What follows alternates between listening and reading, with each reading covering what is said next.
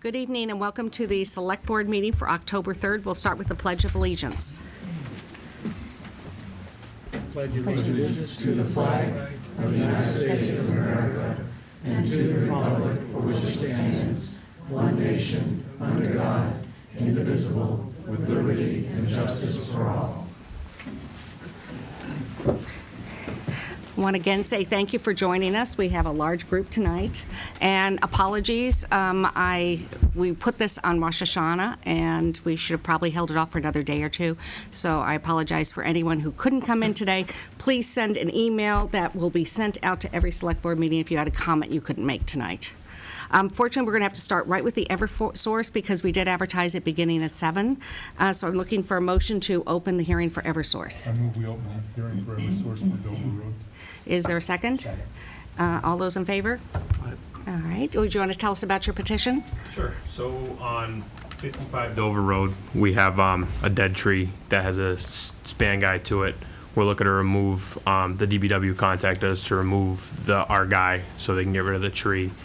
So our proposal is to install a 35-foot stub pole with a, we decided we're going to go with a sidewalk guy and anchor to make it look a little nicer for that area. There's a sidewalk there also, so we spoke with a few of the abutters, and we didn't have any negative feedback because they wanted the tree gone also. So that's kind of the typical situation. We're trying to get rid of all the tree guys. Are there any questions from the Select Board? Is there anyone here who wants to speak in regards to this petition? I want to thank you for doing that. I know, as you heard from the Select Board, there are several trees out there that we really need to get these taken care of. And so I'm glad that you're moving forward on this one. Maria, I'd move we close the hearing. Second. All right, all those in favor? All right, any discussion or motion for approval? I'll move that we approve the Eversource petition 4881 to eliminate a tree guide wire on 55 Dover Road. Second. Any discussion? All those in favor? Okay. And if anyone is a resident has an issue with a guideline, please, again, tell us about it. I understand Eversource is putting them in a queue, but we are going to try to keep an eye on those and make sure they're taken care of in town. Thank you very much. Did you have one you needed me to look up? Steve, can you give it tomorrow? I don't remember the address, but it's south end of Long Meadow Street. It's Okay. 1587. Yeah. Okay, I'll look at that tomorrow. Yeah. Are there resident comments? All set. Thank you. Thank you. You're going to start the liquor license at 7:15? Yes. My name is Marcia Harbison. I live on Farmington Road, and I am tonight representing a large group of concerned citizens, Long Meadow citizens, to save our parks. And we have just in maybe 4 or 5 short days circulated a petition, and I will read it to you. It's called Save Our Parks. We, the below-listed residents of Long Meadow, have serious concerns regarding the town's continuing attempts to use park lands for non-park recreation purposes. We feel that our parks should be exclusively for conservation and recreational use. We believe that our parks are currently protected from development under Massachusetts Article 97. And I would like to give you all of these signatures. We have, as of this moment, gotten 385. Great. Thank you very much. I'll make sure everyone sees it. Any other resident comments? Good evening. No, that you could make a comment. We'll after he speaks, I'll let you come up. Dave Horowitz, 18 Circle Road. I'm chairman of the Park Board. I want to report back to the Select Board our September 19th meeting. We sent you a letter shortly thereafter. I'll summarize it tonight. Mary Beth Bergeron from the Adult Center, or the Adult Building Committee, presented the findings of that committee's search for a suitable location for a senior center. That committee selected the land at Bliss Park. You might find it odd that the Park Commission chairman is sitting here talking about using that space for a senior center, but frankly, after deliberation, our board voted 5-0 in support of that location. really for the following reasons. We see it as a synergy between the existing ball fields, the playground, and what's already beautiful walking trails, et cetera, with a potential senior center. That senior center could house a gymnasium, could improve parking at the location, potentially could have concessions for the field use afterwards and during events, and lastly, could address some of the tree problems. I think you're going to hear about the tree warden's concerns about some of the trees in the general area where that committee wants to site the facility.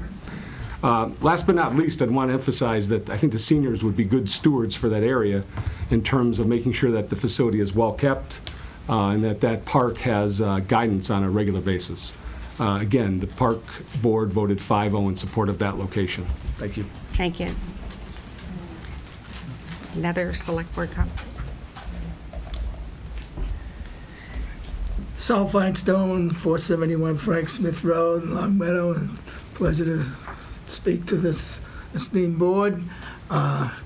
In following up on what Mr. Horowitz just said, I wasn't going to open with this remark, but I was back about 3 or 4 years. I spoke before the town meeting and mentioned that project for a senior center. I had a visionary view that it would benefit the entire community, not just the senior citizens. And I think that vision is beginning to come in view. I did want to comment that the committee, the building committee of 11 people, only 4 of whom were members of the Council on Aging Board of Directors, very diverse group. Very hardworking, dedicated, did a job coming down the road, doing a fine job. I've attended a couple of their citizens committee meetings, citizen open meetings, and they were well attended, good questions. They helped make the decision that they're now coming to you with the site of Bliss Park. And as mentioned by Mr. Horowitz, it is going to be a benefit should it come to fruition, and I hope it will. It will benefit the community, not just citizens, senior citizens. And I do want to mention, just to remind people, that our current site, while well-staffed, or could be better staffed if we had the more people to, and you have the will to staff it even more. They work hard. We have excellent programs, but it's not an adequate building. Just to mention, you go to our board of director meetings, we don't know where we're going to meet. And when we do meet, sometimes we're in the hall, that big hall with a dividing door, and it interrupts a program that's adjacent to us. So that visionary project of a senior center that's long needed, it's not going to be now, it's not going to be today. I think I've been a senior citizen almost as long as I was not a senior citizen, and I hope that I will see the day that there will be some groundbreaking. Thank you. Thank you. Did you have a question you wanted to come up? Yeah, has there been a traffic study as to what kind of impact that would have with Williams Middle School, Blueberry Hill, and the high school traffic? Not to mention in the summertime, I'm running the corner and I see hundreds of kids with their towels over their backs heading to the swimming pool. They come from Williams Middle, they cross Bliss, and they walk down to the swimming pool. What kind of impact is this building going to have on people traffic and car traffic? I have a feeling that will be the next phase of analysis when the townspeople decided that they're willing to look at Bliss Park. And what would cause the townspeople to be willing to look at that? What has to go forward? I believe it's town meeting, if the warrant goes on town meeting. And that's October 25th? Yes. Thank you. Hi there, I'm Betsy Port. I live at 212 Farmington Road, and I would like to echo the woman that just spoke. I don't think I got her name, but I'm here to talk about traffic. There's a safety officer who has supplied me with information regarding incidents and accidents in the area surrounding Bliss Park. I live near Laurel. About 10 days ago, there was a very serious accident there at the corner of Farmington. Something like 25 to 35 accidents have happened over the last 2.5 years at major intersections around Bliss Park. I'm also very concerned with some misleading information regarding the hours of the senior center if they are located in that place. From what I understand, we only have funding to have the senior center open between 9 and 3. And one of the pluses is supposedly there would be bathrooms available, but does that mean that the building would close between the hours after school or before school? And what about the children commuting to Blueberry or Williams Middle School? What about the children walking to school? A traffic study is really going to be the most vital thing that we do. I think it would be great if the seniors and the children could have some sort of interaction. Maybe we should be calling it a community center. Maybe it should not be just called a senior center.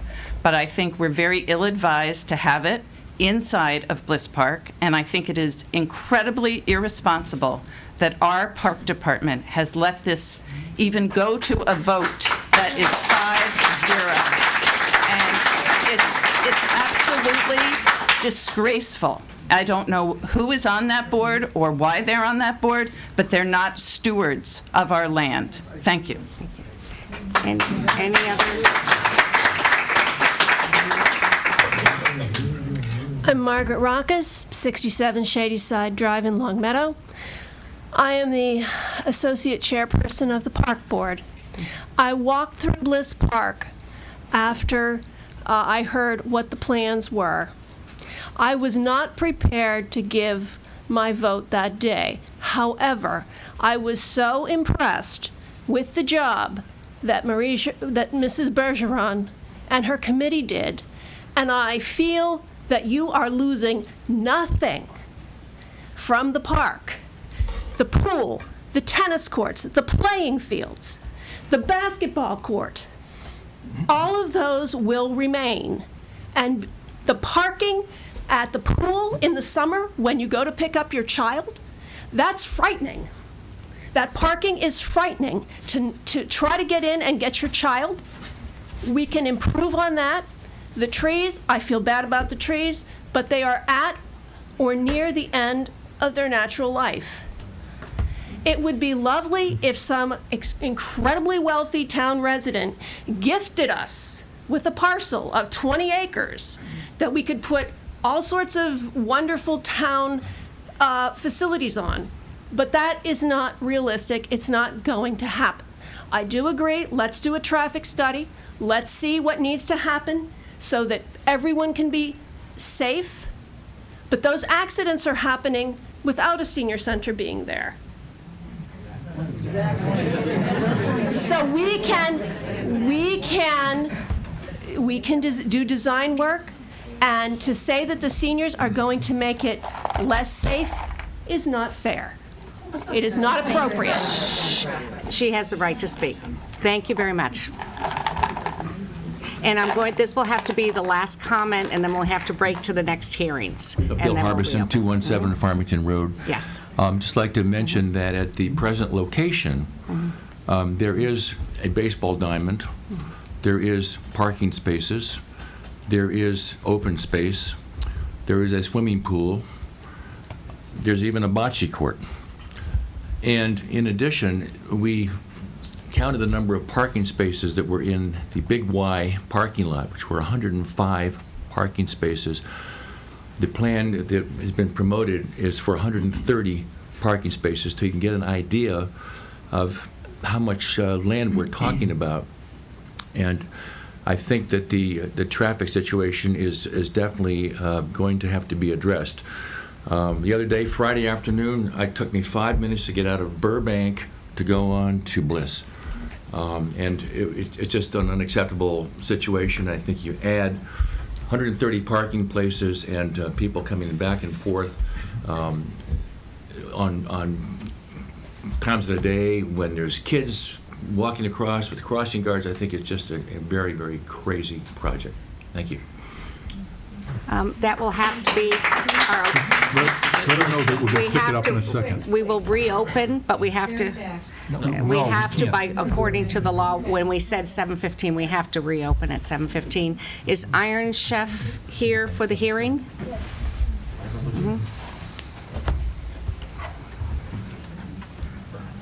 Hi. Thank you. Could you state your name? My name is Jay Tan. I represent Iron Chef, the current owner, LHC, ZL Business, LLC, and the prior owner. First, before you begin, I'd like a motion to open the hearing So for moved. Iron Chef. Is there a second? Second. Any discussion? All those in favor? Okay, so why don't you tell us about your petition? Okay. Oh, just a Chair, minute. Could you please make an announcement that visitor comments will resume after this hearing? We've got people Yes. leaving that are visitors. I think they've been told they can't have any more visitor comments. No, we will reopen after we finish this hearing, so any visitor comments. Thank you. Thanks. Go ahead. So the current owner, the LHC Restaurant Corporation, the Michael Chen, they have been in that location, 923 Shaker Road. For many years, now the owner, Michael Chen, he's kind of old, so he sold his restaurant to my current clients, the L Business Group, the L Business LLC, and so he also seeks to transfer his alcohol license to the new owner. The new owner currently has two members. One is a long-time worker. It's, what is his name? Taco Bell Chang. He's a long-time owner. I mean, a long-time worker of the current owner. The other one is a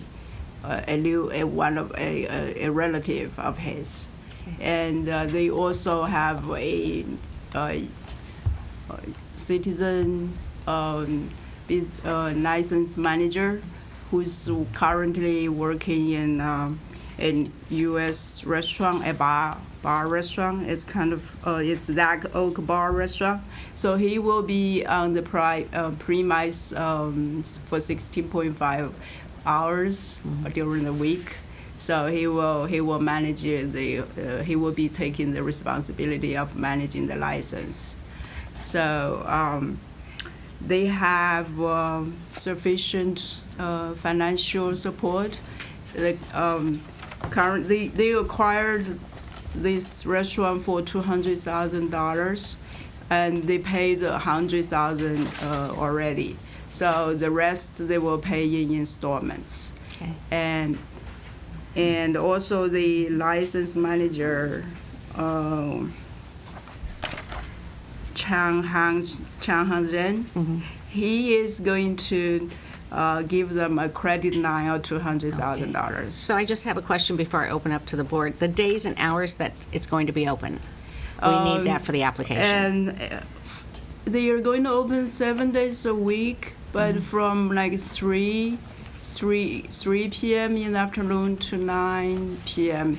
in the evening. So there's no longer lunch, it's just 3 to 9? Yeah, only Okay. 3 to, yeah, no alcohol service Okay. at lunchtime. All right, any questions from the board? Mark? Yes, I was wondering if the applicants, I was going to ask if the applicants have been certified in safe serve or tips. We have a practice here of asking, although we can't require it, but asking that our Yeah, liquor license applicants all be certified in either tip or safe serve. Yeah, there are 3 certificates. They have submitted 3 certificates. We did get them to, okay, I didn't see them Yeah. attached to these. Okay, thank you. Any other questions? Well, one of the owners is, he's been in Virginia, and he's been in Ohio, and in New Jersey, most recently Hoboken, right? Is that? Yeah. So, just as long as when you make this transition, they realize the expectations of the town of Long Meadow, in terms of not serving underage and not serving people who are already intoxicated. And, from my time on the board, I don't think we've had any trouble with Iron Chef, right? as far as the police, right? You know, you guys have a good record, as far, you know, in terms of you're serving appropriately, and so congratulations on that. Even though you're leaving, you know, it does help us, it helps me in making this decision. Thank you. Any other questions? Is there a I'd just say it was, police chief had no issues with it, and they've done everything they were supposed to do. Do I have a motion to close the hearing? Is there a second? All those in favor? Thank you. Okay, Marie, I move we approve the transfer of the liquor license from Michael Chen to ZO Business LLC at the Iron Chef. is there a second? Second. Any discussion? All those in favor? All right, thank you very much for coming. Now we can go back to select board comments, but I believe, Rose, you were just, let's let Rose come in because I stopped her abruptly. This is service, let me tell you. Pays to get a Good evening, everybody. Can you hear me? Yes. Okay. I just want to say that a measure of a society is how it treats its older people and its young children. In Long Meadow, we've been really altruistic. We have gone beyond the pale for our children. We have an excellent school system. We have wonderful teachers that work so hard. I know I've been there and done that. I would like to say that we don't have a suitable space for seniors, and I urge you to really consider the proposal brought forth by the building committee. We don't want to disturb anybody. We don't want to take land away from anyone. What we really want to do is come up with a design and do some fundraising. Right now, we're on a plateau. We can't go out and even try to fundraise because we don't have a proposal, a set proposal. And so I just hope that we would take that into consideration. I also feel that we have excellent staff at the senior center that go beyond the call of duty for us. We really appreciate that, but we really don't have a suitable space. And all the studies that we've gotten money from the town to perform studies, which we have done, and they all say it is not a suitable space for seniors. So let's hope that we can move on and get that warrant on the, support the warrant. Thank you. For the November meeting. Thank you. Thank you. October.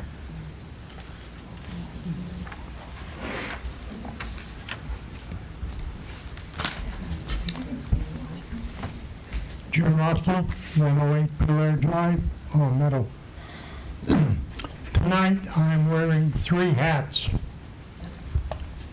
And I can look all of you in the eye and say, as I switch from one hat to the other hat, I'm not biased in any way, shape, or manner.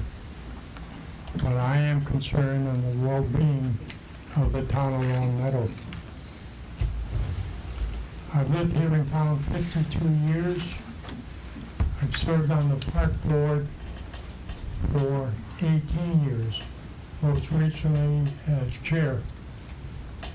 You heard comments from Dave Horowitz, our chairman, as well as our vice chairman. We looked very carefully at the current adult center. We read the reports from the architect. We have a 50-year-old building with no room to give the privacy needed for the health nurse, our veterans official, our outreach coordinator, the staff of the senior center, especially its director.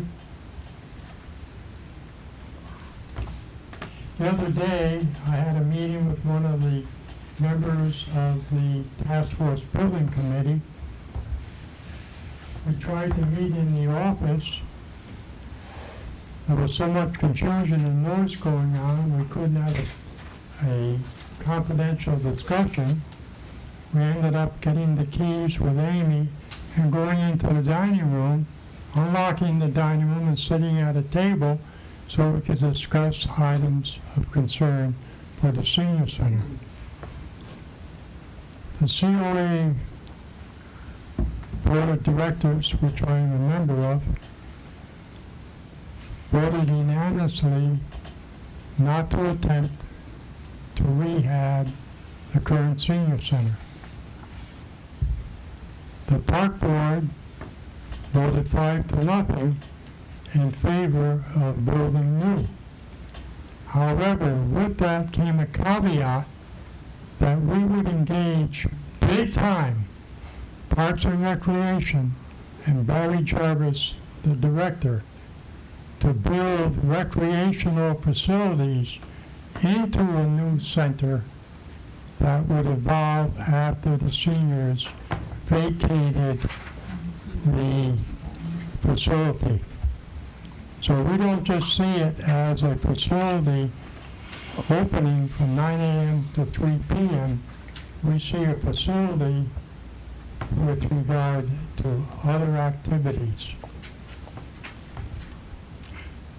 I do not foresee any member of the current park board voting in favor if it came to the point of rehabbing Greenwood Center, losing 2 athletic fields.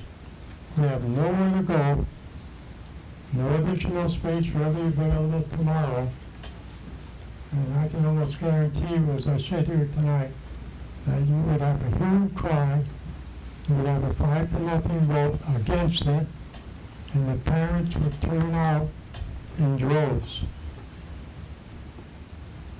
I'd just like to share some concerns that I had and other members of the task force. Know that this is the second task force that studied the potential of where to relocate or rebuild.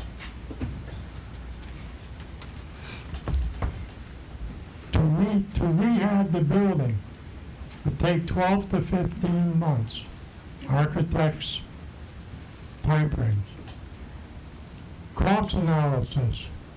When you get into a building and you start ripping open and tearing out, and we know there was major asbestos issues in the building, invariably you find additional problems. So if you put a pencil to the cost factors of what a new facility would cost versus what it would do to rehab the building, the dollars are very small and very likely that you would go overhead on trying to rehab. And when you get done, you still have a 50-year-old building because you're not going to be able to tear out areas for weight-bearing walls. Jim, I'll have to cut you off because we usually have 2 minutes per person, and I think there might be other people asking to speak. Are there other speakers? Yes, so we'll have to. 30 seconds more? No, because we're going to have to actually shut completely down at 7:30 again, so I want to be able to have people come in, okay, and speak. Thank you. 2 minutes? Thank you, sir. Yes. That'll be quick. So Patrick Carnahan, 311 Farmington Road. So I had a bunch of prepared things here. I didn't realize I'm going to be down to 2 minutes. So I listened to the comments being made, and I have to say that I'm in agreement with everything that's been said here. I think a new senior center should be built. I think they're deserving of it. They've given a lot to the community. They've made this their home. I think they're deserving. I just disagree on where you want to put the senior center. I don't think that Bliss Park is the place for the senior center on multiple levels. I'll just go over a few of those briefly. If you open up the parkland to development, if you decide that these are not protected spaces, where does the development end? Why should we stop at a senior center? Hey, maybe we need a new drugstore. Maybe we need another school. Maybe there's some senior housing that can be built in there. Maybe retail. The point is, once you open up these limited parks that we have, and we don't have a lot of them, we only have 3 designated parks, Turner Park, Laurel Park, and Bliss Park, all of which are under contested use. None of them, according to the town, are currently protected in Article 97 properly. And that opens up a lot of doors that you don't know where that's going to lead. Another thing, I actually do believe, even though the town attorney has rendered a decision that these are not, Bliss Park specifically is not protected under Article 97, I believe that it is. And this is why.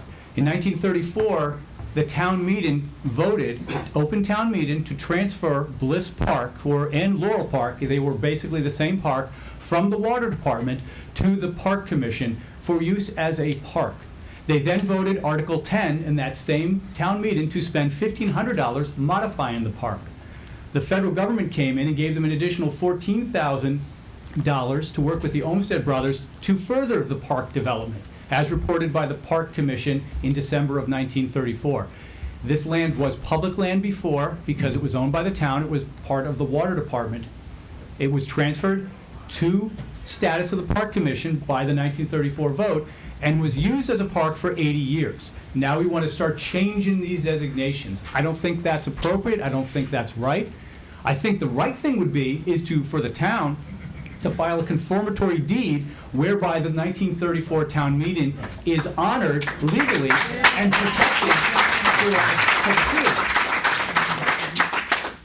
I also would like to quickly just mention that while I hear all of this information about why the senior center cannot stay where it is, in December of 2014, the Pioneer Valley Planning Commission put out a study on the Long Meadow Senior Center. And their conclusion in this study, and I will quote you, based on the results of this study, it would appear that the option providing the least opposition, causing little to no displacement, and not creating any additional build-in reuse burden would be option 2. That is, substantially renovate and expand the existing Greenwood facility into a municipal senior center.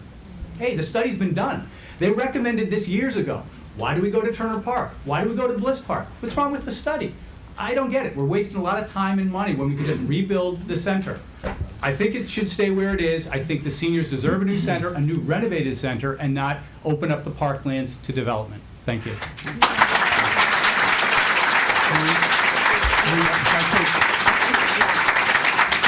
Something Mr. Carnahan said needs some clarification. He referred to Turner as a park. Turner is not a park. Turners are fields. And I just say that for the record because Turner's never been a park, isn't a park now, and so I just wanted to clarify that. It is fields. Okay. Are there any other resident comments? Oh, yes.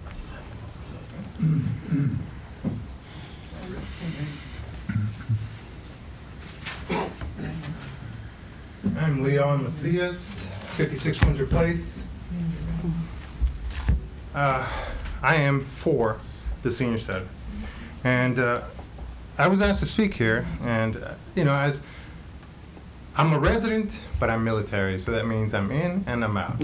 Okay? In about a year, I'll probably be leaving here, just depending on where the military sends me next. 15 years as a chef. When I heard Iron Chef, I thought Iron Chef TV show. I was not thinking restaurant. All right, I also served 5 years as in the medical corps. And so HIPAA comes to mind when hearing about the senior center that we have now and the issues that are brought up for that.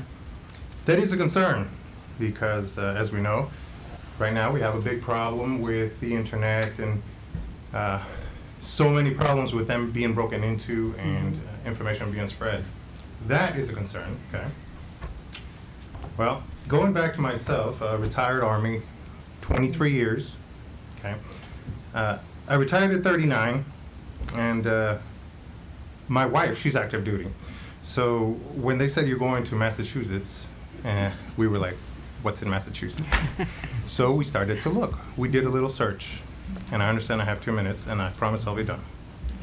So we looked at Long Meadow, we looked at Chicopee, we looked at East Long Meadow, and what we found was the schools were outstanding here in Long Meadow, and so this is what was our deciding factor to come here. Okay, and when I got here, because of that high school, upon seeing it, yeah, it is amazing. So we got the place here in Long Meadow, we moved in, then I was approached and became a Knight of Columbus. And after doing so, I became the Grand Knight of the Knights of Columbus. Okay, so I'm here also as the Grand Knight. 80%, more like 90% of the Knights are senior citizens. And they brought it up to me that this would be a good idea. And this is coming from the seniors who are not yet in a home, but would be someday, okay? Like I said, I'm the outsider. I'm just bringing a perspective from the outside. If you had the senior center that was new, and yes, Bliss Park is a touchy subject, okay? But if you had that, that would be another attraction to Long Meadow. That would be a great thing, a cash cow. Okay, so in closing, I say yes, the senior center is a good idea. Okay, and like I said, the Knights of Columbus, I think back this up. Thank you, and thank you for your service. You're welcome. Any other comments? No? Okay, we'll close resident comments, and we're supposed to have the middle school presentation. Are they here? Oh, I had them down for 7:30. Are they in the other room? Yeah. Are they coming? They're waiting. They're waiting for us to be done with resident comments. Oh, well, we're ready for them. Do you want to go tell them? Yeah. Oh, here she is. Okay, we're ready for you. The way the meeting, we have next middle school presentation, then emergency management program, then we'll be talking about the Fall Town warrant, if that's what people are waiting for. And so that's going to be at least, I would say, a half hour away. And the Fall Town warrant is to decide whether the warrant article that's been discussed will be placed on the warrant. We decide every single warrant article, and I believe we have 18 we're going through. Thank you. So would you please tell the residents who you are, and then they're here to just give us an idea of where the middle school working group is right now. Mm-hmm. First of all, to anyone who celebrates Rosh Hashanah, Happy New Year. Mm-hmm. For those of you who don't know me, my name is Michelle Grodsky, and I'm the chair of the middle school working group, which is a subset of the Long Meadow School Committee. I apologize for speaking about something related to our schools on a holiday and encourage anyone who couldn't be here tonight to watch our presentation at their own convenience on LCTV or live stream. Thank you all so much for having us tonight and for all that you do on behalf of our community. While we now have wristbands that'll measure just about anything these days, I think it'll always be impossible to quantify the value of a volunteer's time.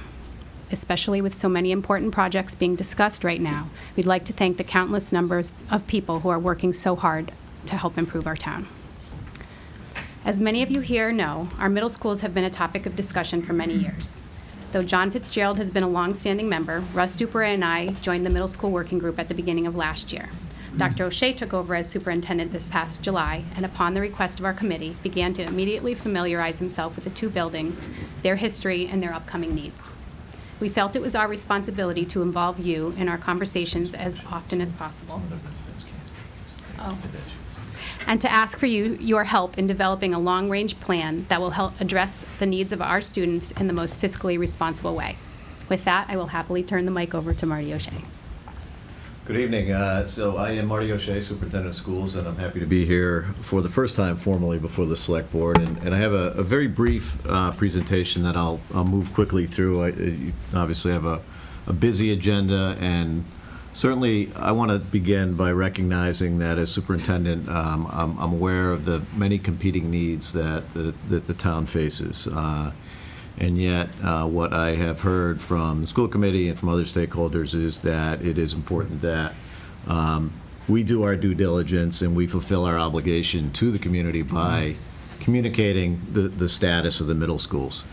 And so I'll do my best tonight to sort of capture where the school committee is on the middle schools. It's an issue that has been simmering for some time. In fact, I stumbled upon a presentation that was made to the school committee back in 2011, and many of the same comments that you'll hear tonight and much of the same discussion was on display 5 years ago. So to begin, I'll try to hit three things and sort of at a high level and fairly efficiently for you. What do we know about the facilities?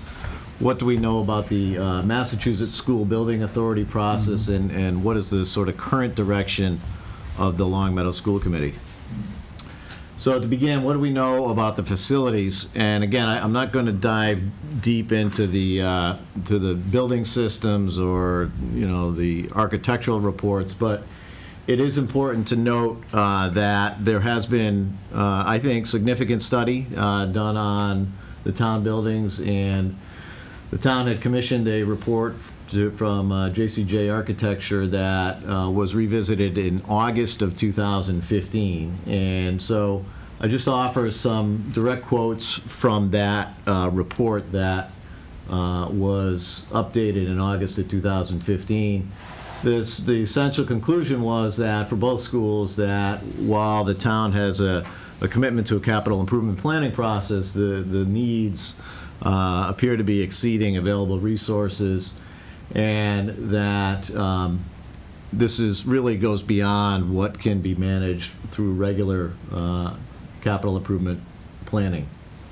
So in terms of Glenbrook, the building, from the report, the building is 48 now, I guess 49 years old.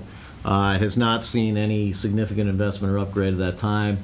The report concluded that the needs of the building really don't meet modern standards, and that, in short, the building is sort of at the end of its useful life. I would say, though, I'd caution anybody that is sort of watching at home or anyone with us tonight that there is no exigent circumstances. There, you know, the buildings are safe. They are. We're not in danger of system failure, but clearly both buildings are in need of attention. Williams, similarly, really the facility doesn't meet modern standards.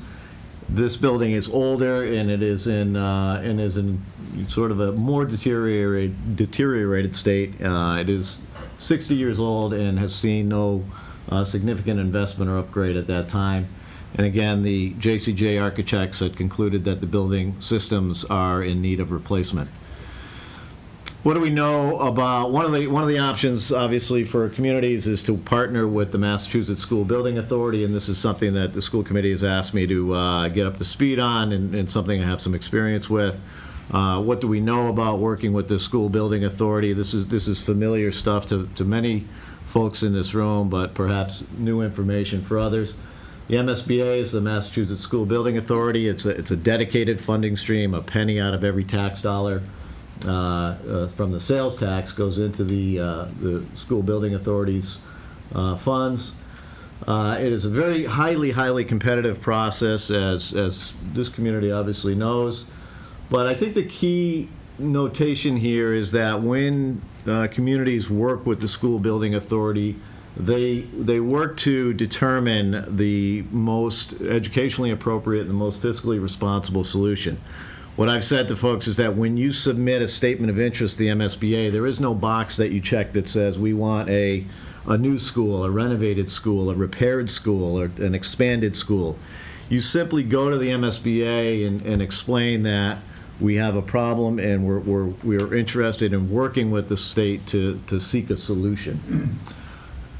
And again, when you submit a statement of interest, there is no predetermined solution. The solution could be a renovation or an addition, could be a potential new school, could be a major repair project. Very quickly, were the community to work with the MSBA, to give you some idea of how the timeline would shake out.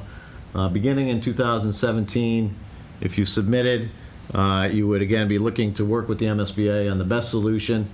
Note that it's a very narrow window. Not many school districts, frankly, are successful in certainly their first submissions to the MSBA in 2014, 15 of 108, and last year, more generously, 26 out of 97 projects were accepted into the core program. So submitting a statement of interest, A, it doesn't commit you to anything, and B, it's a bit of a long shot, frankly, but it's a way to start to communicate to the community, and it's a way to start to communicate to the state that you've got some facility issues that need attention.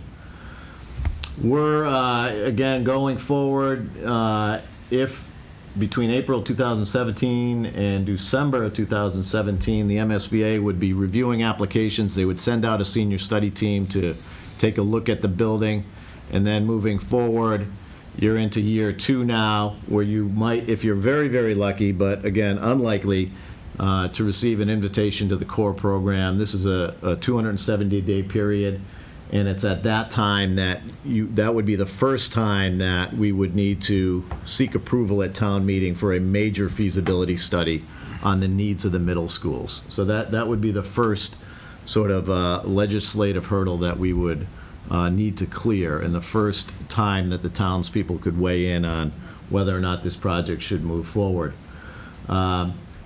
That would result in again, a major feasibility study. These are well into hundreds of thousands of dollars. These are studies that take all of that 270-day period. Moving forward, you'd be looking, now you're into sort of year 3, September 2019. This is when you'd start to put together the team to and seek services and contracts and select the designers. And then beyond that, it would be probably in the fall of 2019, maybe the spring of 2020, where you would seek appropriation at town meeting for construction costs. So again, it's a very long, drawn-out process, and in my view, it's never too early to start the conversation. Certainly, being here tonight is a strong indication that there are a lot of competing needs, and there are many projects that are important to the town. We recognize that. But I would say that we wouldn't be doing our due diligence if we didn't kind of make sure that this was at least part of the conversation, and that the community was aware of the options. And that's essentially where we're coming from. And you'd be looking 7 or 8 years out before a project came online. So as you're all very, understanding of that, these projects take time. They're many years in the making, but very much worth it in the end. The direction of the school committee, there has been significant deliberation at the school committee over the last several meetings, and the middle school working group came back with a recommendation, and I apologize for the wording of this, but I wanted to make sure I captured it accurately. And the working group and the committee as a whole is very interested in beginning to work purposefully and collaboratively with stakeholders to begin to consider the submission of a statement of interest to the MSBA in 2017 as a way, again, just to begin to explore what the potential solutions are. What I heard from the committee, though, that it's very important to this committee that they receive public feedback in the same manner that you're receiving public feedback tonight, I suppose, just to understand whether or not there is any sentiment around addressing the needs of the middle schools and kind of getting an understanding of where the needs of the middle schools might fall in relation to the other projects that you're working on. So that kind of captures in a sort of snapshot form where the committee is on the middle school discussion. They are interested in organizing some community information forums, both as a way to get information out about the needs of the buildings, but also as a way to collect feedback. I think the committee certainly understands that this is a two-way street, and it's important to understand how the community feels about these projects potentially going forward, and recognizing that, again, there are many needs that the town is facing. So. I wanted to say, when you do get those forums set up, if you could let us know when they are, and then afterwards, what some of the things that you learned from them, pass that on, and I'll pass it on to the select board too. Mm-hmm. Absolutely. We actually have dates confirmed. So the first one's going to be October 18th at 9 a.m. Mm-hmm. And that'll be in the Williams Middle School auditorium. And the second one will be October 19th at 7 p.m. at the Glenbrook Middle School auditorium. Okay. Thank And you. the idea there was to get a nighttime and a morning, so we get as much, participation as possible. Ross, can you go through those again? I'm sorry. Mark, do you have a question? Yeah, I have a couple of questions. Yeah, so Go ahead. 9 on the 18th? 9 a.m. And that one's at Williams. Mm-hmm. And the second one is October 19th at 7 p.m. at Glenbrook. If I could, Michelle and Dr. O'Shea, I appreciate us too. I appreciate the presentation. Clearly, we've been hearing about this for a while. I guess I have a couple of concerns, and one is around the statement of interest that you're looking for in the spring. And the first one is, the last time we went through that, there was some lack of clarity, I guess, on what that statement of interest is going to request. And is it renovate 2 schools, rebuild 2 schools, rebuild 1 school? And at the time, I thought we were told that the statement of interest needed to be somewhat specific. It couldn't just say, we got some problems, we got 2 old middle schools, help us out, MSBA. So is the working group got any, where that might be going and how to develop that SOI? I think there's a certain amount of ambiguity that you have to tolerate with this, in the sense that you're communicating to the MSBA that you believe you have some facility-related problems, and clearly the JCJ report articulates what those problems are, and that's probably another night to dive into that. But with the MSBA, with the statement of interest, you could offer to the MSBA that you'd like to explore consolidation as part of this project, but really you go into it somewhat open-ended, in the sense that you just say, we've got these facility-related issues. You do an enrollment study so they can understand, what they might be potentially investing in. And they also do want to know where the community stands. They're interested in working with communities that are ready to move forward. And so I think that's an important part of the discussion over the next couple of months, is just to understand, what is the sentiment of the select board? What's the sentiment of the community on this? But when you submit it, I guess the quick answer to your question, Mark, is when you submit a statement of interest to the MSBA, you really don't lead the way with, we're looking for a new building or a renovated building or a major repair. You give them the data that you have. They'd be very encouraged to learn that Longmeadow has taken steps to study the facility. They would be very interested in the JCJ report, and they would see that as a strong statement of the needs and concerns of the community. Thank you. I just wanted a quick follow-up, because that's a little different. Russ, did you want to add to that? Yeah, so what we're really, as the JCJ report says, we really haven't done anything with those middle schools in forever, since they were built. So the question I think the committee has, and the reason we're doing these forums and coming to you and looking at statement of interest, is we don't feel we can continue to do nothing, because those 2 buildings, either we need to start renovating them and fixing the roofs or replacing the roofs on both buildings, or we need to look at, if MSBA is willing to fund a project and it is, let's say it's consolidation, if that route happened, then we have some available land, and I know you're in the middle of trying to figure out where to put different buildings and you need land. So we didn't want this piece of the puzzle to be left behind, because it may affect your other projects and where other buildings go. But I do, and I think the forums will be a good indication of, if we get 100 people there that say, we never want 1 building, we need our 2 buildings, and we like our community schools, then that's important information for us.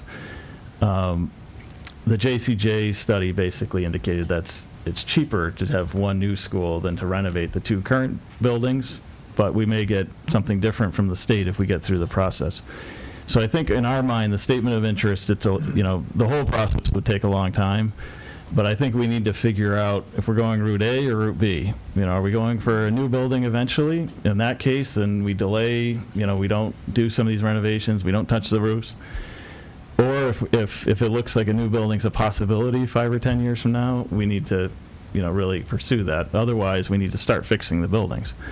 So I think we just feel that doing nothing like we did last year isn't a good option. Okay, just one more, and then I'll go to Tom. Yeah, just to follow up, one thing is that there has been money spent on the schools, not much, but there has been money, especially as requested, and I think one of the issues, from my perspective, back when I was on the capital planning committee, but also now, is we don't get a lot of requests. We get things like the lockers at Williams, or it's at Glenbrook. I remember we had to do some things with the library and the clothes. But that's one thing, is we haven't gotten a lot of requests. But the other concern I have, and I just need to state my concern, is that, because from my perspective, this is what happened with the high school. Submit it now because we got to get started early. But the MSBA said, we pick you, Longmeadow. And all of a sudden, we had to accelerate and said, well, we can't turn down this offer for 45% or 48% or whatever it was percent of the money. And so the question is, even though this may be a nice timeline, we need to be prepared that maybe they'll accept this SOI in 2017 and not put it off till 2018 or 19, because I don't know what their criteria is. And so that's a concern to me, that we submit something saying, well, we don't really expect them to approve it, we're really not ready to spend the money, we're just trying to get them engaged in the process, when then all of a sudden, if they do accept it, because generally Long Meadow's done a very, very good job of stating our case, and as our superintendent said, of doing the preparation work and all that kind of stuff, then all of a sudden say, oh my goodness, now we've got to run out and find, and I don't know what the amount of money we're even talking about is, because we don't know what the project is, but all of a sudden it becomes the #1 priority in town, and that's a real concern for me when it comes around to us being asked to sign for an SOI in the spring, and I'm stating it now because I know at some point the select board does need to sign that SOI. Tom, you had a question? Yeah, well, I just had, to make sure I understand this clearly, these forums are going to be great because we do have, people in our community that can add a lot in terms of giving feedback. And so it sounds like one part of it is you want the community to play a big part in this decision of how our middle school should be.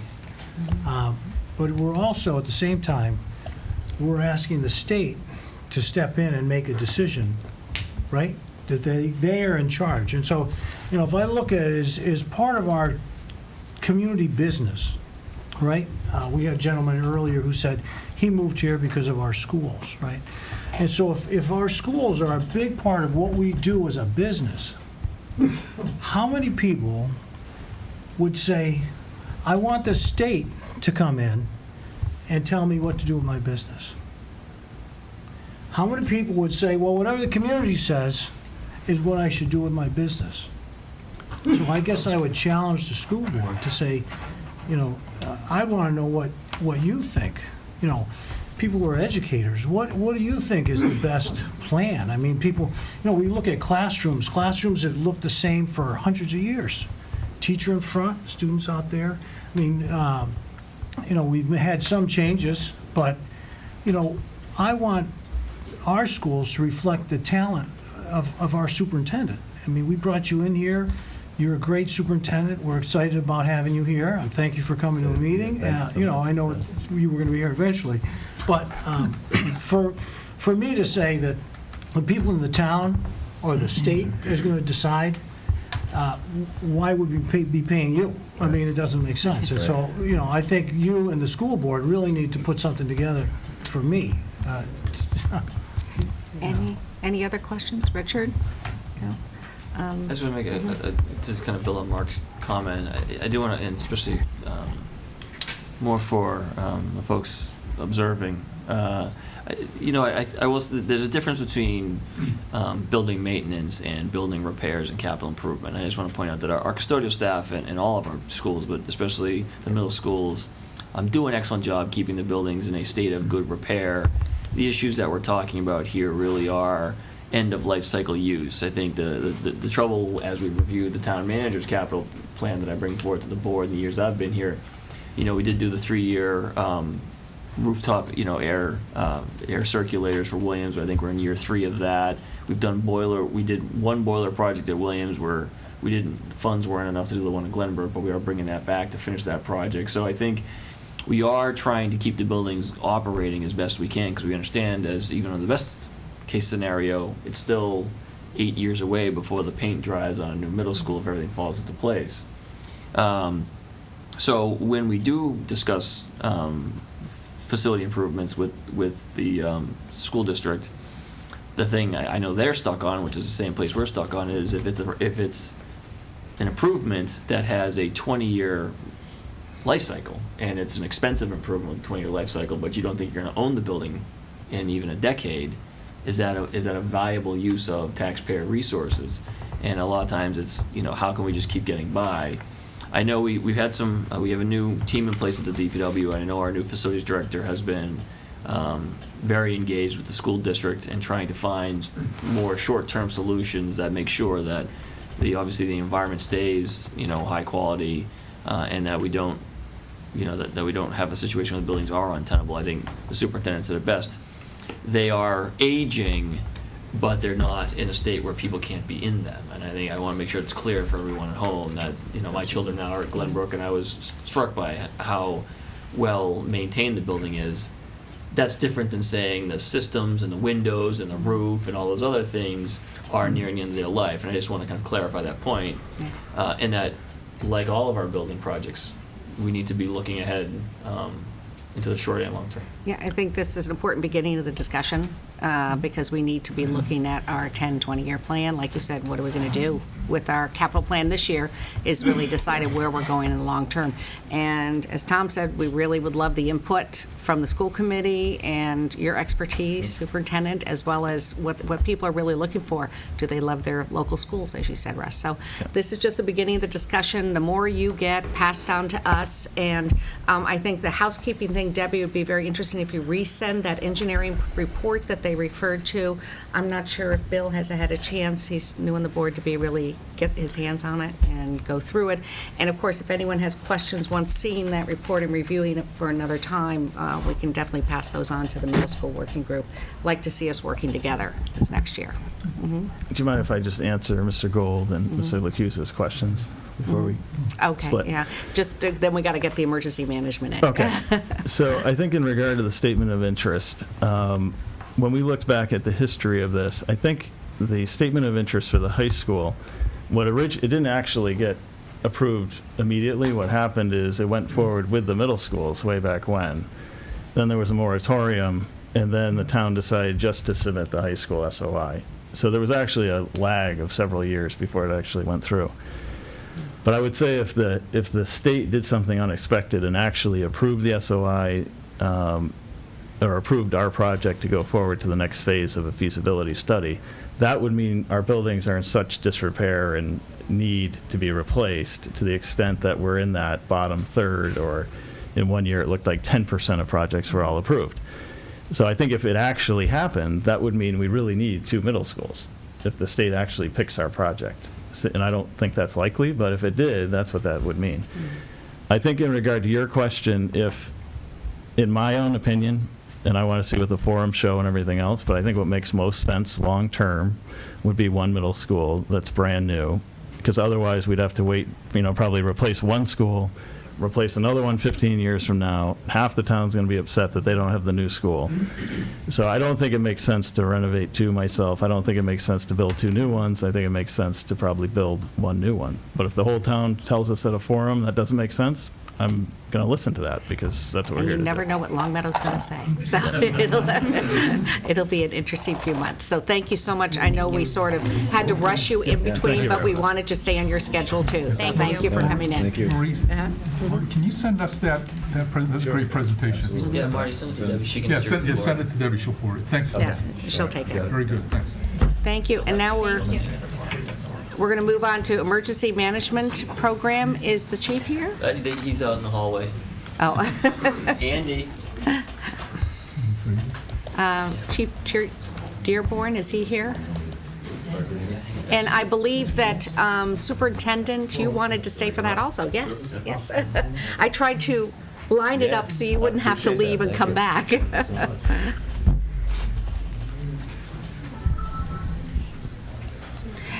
And Debbie, I was wondering, on this petition, could you make an electronic version, scan it, and so everybody on the board can get a copy of this? Can you scan? Yes, I can. You can scan that to us. Okay, thank you. Yeah, just one document and then distribute it, just like the JCJ report, scan it and send it to everybody. Thank you. Should we put a third chair up there? I wanted to have They have the... like 10 guys. I don't know. Oh, there's 10 of them? Oh, wow. They're here for the other agenda items. So. Oh, okay, all right. So yeah, we'll get to emergency. So is it just going to be you up here? Just me. Okay, then Superintendent, you get to go back. Girl for 2 redheads. A couple handsome guys here, huh? Hey, Marty, how are you? Thank you very much for coming in, Chief. I'd like us to review our emergency management program at least once a year, and I know you have that wonderful Public Safety Day coming up, Yep. October 22nd. October 22nd, we plan a big deal, combination of both police, fire, DPW, Council on Aging, MEMA, a bunch of other agencies going to be there that day, so we're really excited about it. Come on out October 22nd, be at the fire station and the police station. We also have some folks that are going to do a public safety appreciation event at 11 o'clock on that day, so we greatly appreciate it, recognizing the public safety officials from town. So we look forward to having everybody out. Great. So you want to give us a review of the emergency management program? Sure. So I've been the emergency manager for about 14 months now, and I've made some changes. So I kind of talk about some of the changes, and I'll give you a flavor of how we're organized in town here. So we have a great emergency management team. Our emergency management team is primarily made up of department heads, the town manager, and other key members of the town staff, including our facilities director, our IT folks. So what we've done is, under the old system, we primarily, we had different levels of response, and we bring all those department heads together for every single type of emergency. What we found is that kind of got to be a little too much to manage. So we've actually gone to a tiered response now. So we have two groups that are under our tiered response. One is our operations group, and that's made of town manager, myself as the fire chief, emergency management director, the police chief, the DPW director, our finance director, and the department that's impacted by the emergency. So, for example, if we lost the school for some type of mechanical issue, Marty would be part of that team so we could work through that problem as a group, or if there was a health emergency or something like that. Our finance director is an important part of emergency management because these cost a lot of money, and how we do cost recovery. At the end of the day, how we recover from an incident really starts at the beginning, so we want them involved early. Our Tier 2 group is the rest of the folks. We have our health, who's Beverly Hirschhorn, our building inspector, council on aging, parks and rec, our information technology, schools, facilities, finance, and our HR group. Our HR group is included in there because we actually need to take care of our employees that are in emergency so they can actually function and carry and recover from the emergency. So we also have a great shelter team, and we've been doing a lot of work. That's probably one of our most active things at the moment. Our shelter team is made up of the Council on Aging, Health, Parks and Rec, and Facilities. This building here is our primary shelter. About 3 doors down, we actually have a room here with 250 bed complement. It's all mobile. It's in racks that we can actually break out and set up in the gym. We recently did some generator testing here, and actually everything came on the way it was supposed to, and it went off the way it was supposed to. This facility is excellent for that. We're actually in the process of doing some training, meeting, but our end goal is actually to do a full shelter deployment, basically setting up all the equipment, going through the management process. Shelter is actually a pretty complicated thing to run. But I've got a great team, really engaged in that, very excited about that. We have 2 different activation levels that we look at. We look at a Tier 1 activation, which is just the operations group. So, for example, for the hurricane that's wandering around down there, if for some reason we thought that was going to impact that, we do a Tier 1 activation or briefing just to go ahead and get our groups in. Hey, are you preparing? You know, DPWs, facilities ready to go? Do you have the right equipment? Police staffing, fire staffing. Then we get our Tier 2 group to start thinking about shelter operations. Do we have all our elderly contacts up to date, and all those things? So we're really, everybody that makes up this team is very busy in their departments. So by spreading out these responsibilities, focusing them in certain areas, we feel it's much more efficient to do it that way. And so far, feedback's been good. Results seem to be good so far. Not going to, we haven't had any major emergencies, so I don't want to jinx myself though. We've changed our incident management model. So under National Incident Management System, there's the ICANS, Incident Command System. So what we found is when that first came out, we used a model that was confusing to a lot of people, where there's an incident commander, planning, logistics, a lot of terms people didn't really know. For me, in the fire service or the police service, I use this terminology every day, but if I were to try to appoint you as the planning section chief, you would have really no idea what we're talking about. So another model is the emergency support function model. There's 18 priorities for a community that are broken down, and MEMA and FEMA actually use these. So what we do is we look at all of these different emergency support functions, identify the ones that apply to that emergency, and we actually address those. Then we communicate that say utility management. We can communicate that to MEMA and to FEMA, and we're all speaking the same language. So what we've done is actually aligned our priorities with both the state level and the federal level. So it's a more efficient way to do it. It's much more easy to explain to people. It's a function that they would actually do in their daily work. It's just doing it during an emergency. So feedback on that's actually. Statewide mutual aid system. The town was not fully engaged in the statewide mutual aid system, so we completed some work through MEMA to actually get the town fully engaged in that. So the statewide mutual aid system is police, fire, DPW. It's a give and take relationship. Where it's a non-binding relationship. So for example, if somebody requests mutual aid from us for bucket loaders, all right, if we have the ability to provide it, we can, but there's no penalty for not providing it. The things that by being engaged in that is when we request equipment or we give equipment, it covers the liability aspect of it. That's the big thing. It makes us be able to do cost recovery. So if the feds or if it's a hazardous material incident, there's money to be brought back to the community. So that's really important. And actually, it covers our workman's comp, which is really important if we send the people out of our town. So by engaging in that, so we're fully covered in that now. And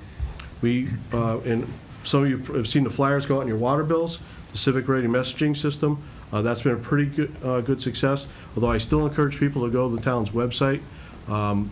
If you go to longmeadow.org, there's a link on the front page to register for the new messaging system. So what this is basically emergency notification system. We can go ahead and notify the entire community, but you can actually go in and register and actually select how you want to be notified. So by text, email, voice, you can select what messaging you want, whether you want weather alerts, water main breaks, paving. We're going to be using it in the next few weeks here with some of our projects. So we do have the oh my gosh method is so where we can still push the message out to even people that haven't registered.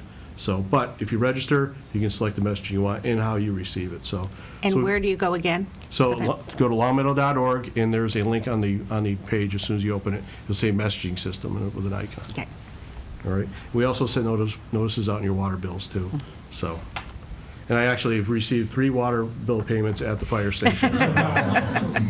Yeah, I did not, well, I was tempted. We don't use that system for emergencies, though, 'cause that would take a while. Right, yes. So, shelter improvements and team building, and I talked about a little bit there. Amy Sato, who is our council aging director, has actually shelter manager experience. So she's actually brought a lot to the table with that. Beverly Hirshorn has her group. Parks and Rec, who better to coordinate a large group of people on a daily basis than our Parks and Rec people. So I have a really good team there. We're moving forward with that. The hazard mitigation plan, probably 5 or 6 months ago, you folks voted to approve that. There really hasn't been much action on that since you approved it, although tomorrow I'll spend the whole afternoon over MEMA and Agawam talking about the different grant opportunities, and that's included on that, so opportunities as they come up. Training, we participated in a regional exercise at Six Flags. Town manager attended that with us with the fire department. That was based on an active shooter situation at Six Flags. It was an excellent exercise, see a lot of the capabilities. We were engaged through the entire planning process on it, and we did a lot of communications testing. What we found was basically we didn't spend any money, which was good, but through some minor reprogramming, we were interoperable with just about everybody in the area right now, so that was really good. I actually just sent one of my people out to what they call COML training. It's a communication leader training to better improve our interoperability with all different communities during an emergency. The EOC management, Captain Frazier, who's here tonight, myself and Jeff McAlmond from the DPW all went to the EOC management and became certified through EOC management. So my purpose there is I'm trying to build some depth. I do go on vacation once in a while. I do take a day off once in a while, and for some reason the EOC has to open. I don't like names on plans. I like positions. So I'm trying to build that flexibility into it. So that was one of my priorities. Some of the future goals that we've identified, the Local Emergency Planning Committee, we are one of the few committees that don't have a true LEPC in our community. It's a challenge, and LEPC is a big thing to take on. It it engages both the private sector and the public sector together in emergency management. It's something I feel very strong that we should be engaging with. The schools, the public and private schools, the university, churches, civic organizations, our elderly housing complexes, those people should all be at the table with us for emergency management. But it takes a certain level of management to do that. And it's something I'm really apprehensive about taking on, because really my organization, myself, we're stretched. We're doing everything we can at this point. I'm going to come back to you at budget time and ask you to support some reorganization within my department. And part of that is actually looking at some of these goals. Community resources, again, under the LEPC, I think we could tap some of these civic groups to take on things like warming centers, cooling centers, rather than the town. I'm not a believer that government has to do everything. I think there's plenty of civic resources out there that can take on some of these things. If you look in the Midwest, New York, Vermont, they're all engaging these, and a lot of the emergency management is done by volunteers. But in order to have good volunteer corps, they have to be well managed and organized. You need people to do that. So rather than do something, and I'm not a person that does anything half. I mean, I think Steve will know I dive in everything full speed ahead. But I'm also a time manager, and I don't want to take on something and have it fail. So I'll be perfectly honest with you that. So that's where we're at today. I feel pretty comfortable with our emergency management. I'm never satisfied. The world's changing all the time. I think there's planning that we need to further engage with the schools, but we have great partners in town and a great team. So, Yeah. And Marty, do you want to talk a little bit? I remember you saying to us about some of the new things that you're doing in the school, and now you're working more with Chief Dearborn. Yeah, so I had, when I first came on board back in July, among the first meetings I had was with Chief Dearborn and Chief Stankiewicz, and what I heard from them and what I've heard from others is the importance of having a standing security and safety team here in the school department. And so that is something I'm in the process of putting together. I talked to Stephen about that, and I need to connect with the chiefs on it as well. But as a complement to the work that Chief Dearborn is doing, as opposed to anything that would get in the way, there's obviously some things that are very school specific that we want to stay on top of. Security drills, lockdowns, reunification drills, evacuation drills, fire drills. We want to make sure that we're on top of those things.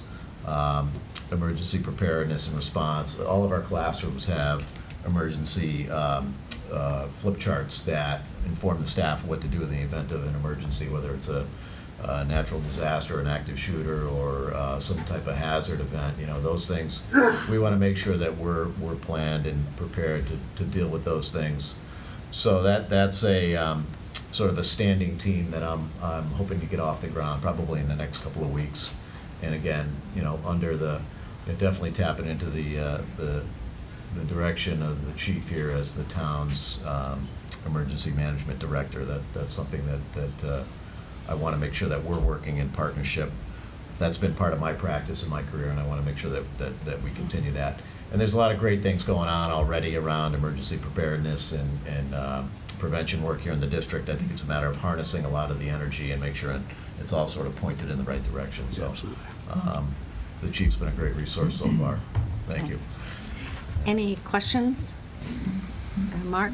Yeah, Chief Dearborn, the end of this month marks the 5th anniversary of the toughest storm I ever want to live through, which is our October, tree storm, and based on the fact that leaves aren't falling off the trees so quickly this year, my question though is, how do you use an experience, and you were in town back then, how do you use an experience like that to evaluate the kind of planning that we're doing to make sure that the things we did right then we can still do, and the things we didn't do so well back then we'll be making improvements on? Yeah, so one of the things I do as a risk manager, doing risk assessment, I think we actually at that time probably underestimated that risk at that time. Having this beautiful tree canopy in this community provides a risk for us. So we know a little bit. We learn from that experience. What we've actually looked at is having better debris management plans. We've actually sent some of the DPW folks to school to that, looking at what the MEMA resources are. Debris management's a huge deal, and obviously, it costs us millions of dollars to clean up this community. So I think the state's improved in that. Our DPW director comes as a great resource for that because he managed a lot of that in Springfield. So he brings a lot of lessons learned to the table also. So I think that's the team approach, the lessons learned on that. I think there's some other, we certainly learned from with the FEMA reimbursements. Captain Frazier had a wealth of experience filling out the 12 boxes of paper that I still hold on to for FEMA reimbursements. So we actually, since then, we've improved our tracking, and we actually do this on a pretty regular basis. We actually did it for the town meeting. Just as an exercise, it was going on behind the scenes. We did planning, we actually tracked our resources. So not that there was ever any way to recover money from that, but we actually had the paperwork in place, and we're doing it on a daily basis. We actually have forms that we carry in all our fire apparatus right now that we can actually track, because it comes down to that detail. When that fire apparatus, police car, DPW goes out and does something related to that incident, it has to be down to that detail. So we actually have the ability to track that now, and we have that actually built in with our software also. Thank you. Thank you. Any other questions? Yeah, I have one question that has nothing to do with anything we've talked about. Do you think you could tell the people, the general public, the significance of your pen? Richard, I appreciate that. So if you'll notice, tonight my other captains were all wearing pink badges. Our Firefighter Association, Local 1903, identified that they would like to do something special for Breast Cancer Awareness Month, which actually is in October. In our fire department family, we've dealt with breast cancer. We also have something that's a little bit more near and dear to us. One of our captains, who's not here tonight, I have my entire staff, short one captain, is actually in a full-out battle with cancer as we speak right now. So not only the breast cancer, but the ribbons on that, we're all praying for him that he has a full recovery from it, but he is in a full fight as we speak. So, Richard, I appreciate you asking that. Thank you.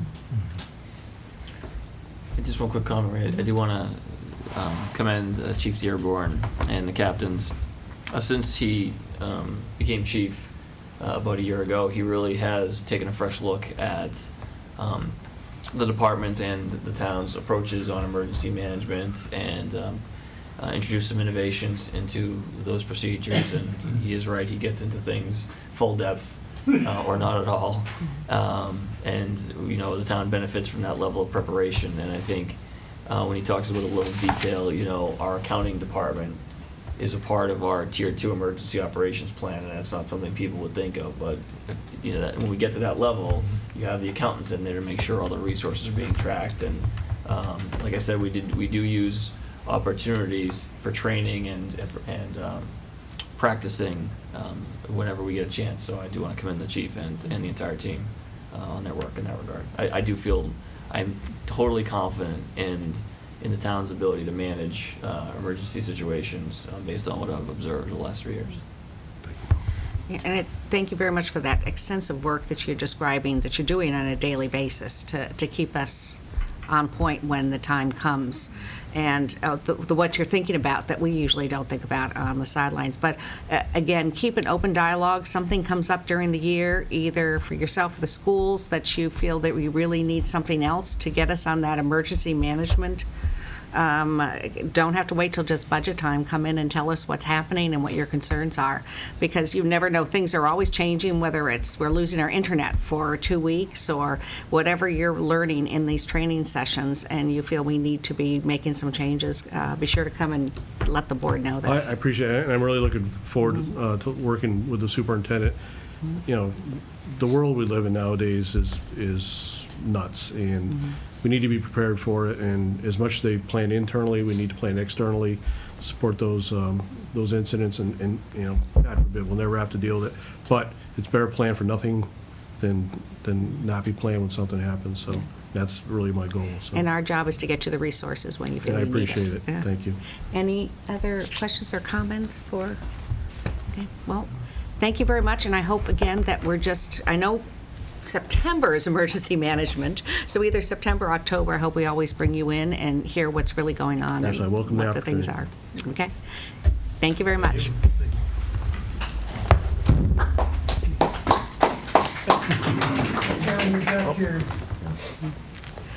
All right, so going to move on to the Fall Town warrant. And usually we go article by article. And so I guess I would look for a motion to accept the article and then second, and then we'll start the discussion and see what we need to change or what the concerns are. And so quickly, let's get through as much as possible while Stephen's out of the room. Is there a motion to accept Article 1? I'll move we accept Article 1. Is there a second? Second. All right, discussion. Yeah. I am concerned about it. I mean, I obviously made the motion just to get the discussion on the table. Yeah. At the last meeting, I think, Paul, when we asked you about this, it was so we could, it was an effort, use our total tax. No, this one is not to use the total tax. No, this isn't. I mean, for people at home who don't know what Article 1 is, it's to actually use tax money to pay off half of the supplemental funds for the high school. People who may or may not realize the cost of this high school for the town was a couple $100,000 more than the town's share. To pay that off, we do what's called short-term borrowing, better known as BANs, B-A-N, which is bond anticipation notes, for which we pay a pretty low interest rate. I think it's like below 0.75%. And this request would be to raise and appropriate, which means to tax people for $100,000 to pay off half of that additional ban. I guess my concern really is that with the reform bill that was just passed in the state legislature, there's new allowances for ban funding. We can stretch them out longer, we can utilize more money, and I think if we're managing this at 0.75%, I'm not sure why we want to take $100,000 out of our, tax revenue to pay for something that pay for something in a lump sum. It's kind of like, you're paying for a mortgage and you decide to take money out of your checking account and prepay a large chunk of your mortgage, and we don't need it. I think we can utilize the money in our budget for perhaps other issues, and I thought we were doing a pretty good job, so I guess Paul, you want to explain why you recommended that? Yeah, I mean, one thing, Mark, this is an exclusion, a debt exclusion bond, as we know, for the high school. So whether if we raise a penny on the tax rate to pay a penny for the ban, or let's say we raise a penny to pay off the ban, we're going to be able to utilize that in tax revenue. If we don't raise anything, we don't raise additional funds. So there's no money that's going to be set aside for budgetary purposes. The only thing that we're going to increase is the exact amount that we raise. Right, so $100,000 is what, like a couple of cents on the tax rate? $100,000 would be 5 cents on the tax rate. But if we don't do anything, we cannot utilize that taxing capacity because it is a debt exclusion. Even the ban is considered debt exclusion? Yeah, absolutely. Yeah, this is to pay off a part of the ban, and that is part of the debt exclusion. So there is no additional capacity to pay for other budgetary items by doing this. And it's my feeling, quite honestly, to pay this off in 2 years. As you heard tonight, we have a number of other projects that are coming on board. This would, yes, it would increase the tax rate by 5%. This is $100,000, but 5 cents, not 5%. 5 cents. I'm sorry, 5 cents. But you have far more expensive projects that are coming down the road with the new Council on Aging Center, new DPW, and a new middle school. That this increase is very small, would just be a minor jump compared to those other ones that will be coming on board in maybe 2 or 3 years. So I would just as soon get this paid off ASAP now, as opposed to, and the other question that you asked about if we can elongate this, the answer is yes. We can elongate this another 8 years.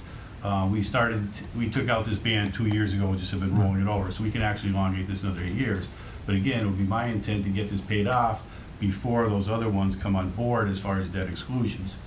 Paul, Any amount that we raise here, again, or any amount that we pay off here will be raised. If we don't pay off anything, we do not increase taxes. right, so just for me to better understand this, right now, we're paying some combination of interest and principal on this $200,000 We bond are- anticipation note. We are paying just interest at this Just, point in time. and that fractions of a cent on our tax rate kind of thing? Yeah, fractions, So- very small fractions. So the difference is between, at some point, we've got to pay off the principal, Yes, okay? And, you know, so, but at this point, we're talking about the difference between fractions of a cent on our tax rate for quite some time versus 5 cents on the tax rate next year just for this one band payment. true, but at some point in time, you're still gonna have to pay this off. I mean, we're talking fractions of a penny on the interest. Right. At some point in time, you're gonna have to get to the principal. And this is all part of what we voted when we voted on the high school. We voted for this part of the bond, that we could borrow up to this much for the high school. Absolutely. Right, It all but we comes within the voted, authorization. and we did, Marie, but at the time, we went out and borrowed $44 million over 25 or 26 years or whatever it was at the time. And this is in addition to that, and what we don't have is, if you will, 25 years to pay off this 200. We haven't set this up as a 25-year repayment schedule to complement the other funds. We've set this up now, apparently, it looks like it's going to be a 2-year repayment schedule on this. And we could go out and bond this for 25 years. if Well, our we bonding, wanted to. we'd want to roll it into some other bond. I wouldn't want to pay Right. issuing Yeah. costs on No. $200,000. Paul, it's just a clarification. This doesn't actually increase the tax rate by 5 cents, does it? Yes, it will does? increase the 'Cause tax rate by 5 cents Even though to it's pay this a debt principal down. exclusion? Right, we have to raise the money somehow to pay off the principal. It can only be done through taxation.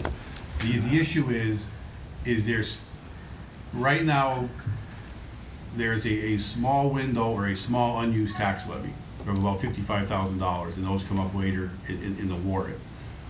If we additionally raise this money, that $55,000 is still gonna remain the same. So whether we do this or not, that $55,000 excess capacity we currently have is gonna remain identical. I just wanna get this paid off, quite honestly, because pushing it off, you are just going to have higher taxes future years down the road when other major projects come on board. Well, it's like all the other building projects are coming all at Very- the same very time. short. right? Richard? Oh, I'm sorry, I thought you were asking to speak. Any other questions on this? No further discussion? All those in favor? Right. Opposed? Okay. All right, so I'm looking for a motion on Article 2, and Article 2 is raise and appropriate. I think just to keep everyone coming along, we should announce so Debbie keeps track of everything, the result of the votes. Oh, okay, I thought you, Just I'm as we- sorry. There was 1, 2, 3, 4, and Mark against. Mhm. Okay, Article 2 was raise and appropriate the $25,000 for the liability insurance unemployment. So moved. Is there a second? Second. Any discussion? All those, This here is where we have the levy capacity of 55,000, and we are utilizing within this article and Article 3, that full capacity. okay. All those in favor? 4 in favor? 5 in favor? All right, Article 3 is to raise and appropriate $30,000 for the town's operational stabilization fund. So moved. Is there a second? Second. Okay, discussion? Yeah, Marie? Yes. Yeah, again, I understand the desire to grow our Operation Stabilization Fund. I'd just like to not tax our residents to the full extent we need to, just to put money into a so-called long-term savings account, which is how I read what our Operation Stabilization Fund is. So I'm going to oppose this because to add tax burden to residents to put money into our long-term savings account isn't something that I support. And for me, I think that it's important for us to start building our stabilization funds, because my understanding is, even if it's a small amount, we've got to start going in the right direction and we're moving in the wrong direction in our total funds. That is what I was saying earlier, but if you read the updated explanation in here, with the new everyone saw that free cash was certified last week. Right. It came in higher than I had anticipated. So that actually put us slightly in the right direction. Oh, good. From where our reserves were last year at July 1st, 6.42% of operating revenues. They are now 6.48, so there's 0.06% that they went up. A very small number, but minimally in the right direction, as And opposed this- to what I was predicting. And this 30,000 keeps us moving in that This would direction. keep it moving forward. Okay. Any further questions or Well, plus discussion? this had a negative comment on the Moody's because. Right, our reserves were low for comparable AA2 rating communities. Which will be important with all these building projects. Okay, no further discussion. All those in favor? 4, and 1 opposed. All right, Article 4, the town will raise $120,576 for the Community Preservation Fund revenues, and then we break it up into the various funds, and I think, you want to explain that? I move we approve Article 4. Okay, all right. Is there a second? Second. This is something that is required within the statute for the Community Preservation Act, that minimally 10% of the anticipated revenues be set aside for those 3 special reserves. One being the reserve for open space, the other being the reserve for community housing, and the last being the reserve for historic preservation. What they actually do is require you to expend X amount of dollars over time in those areas. So this will meet our obligation for FY17 in making those reservations. Any further discussion or questions? All those in favor? 5-4. All right. 5-0. 5-0. 5-4 or 0 abstain. Okay, let's see, the next one, Article 5. Well, this is interesting. We'll vote to accept the DPW Task Force Site Recommendation Report. And there's no other action in regards to that. And I know you gave us a little email in regards to your recommendation for this. Yeah, I think one of the things, if I may briefly, very briefly, the DPW committee finished their work, made the report to the select board. The recommendation was endorsed by the board, and at their last meeting last week, the committee wanted to try and keep this sort of in front of people because we are going to that stage where Weston Sampson will be doing some design work that's already funded, so we did not have an appropriation request that was needed at this time, and so, but to keep the work of the committee on the radar screen for town meeting voters, we wanted a chance to be able to really present the report. I corresponded with the moderator and said, can we just give a brief PowerPoint at the beginning of the meeting? And she suggested that it would be out of order if it wasn't related to the warrant in some way. And it was her recommendation to present the report and ask town meeting to accept the report. So that's what that is. Okay, is there a motion to accept? Is there a second? Second. Okay, any further discussion? All those in favor? 5 in favor. Article 6 is the town will transfer from available funds in the treasury the sum of $277,100 to go into the various counts. One is $27,000 for truck replacement, $127,500 for capital stabilization, and $122,600 for operation budget account OPEB's liability. At the last meeting, you folks asked me to utilize a portion of the free cash to make the your policies and initiatives from the FY17 budget process whole that we were not able to achieve during the May at the May town meeting.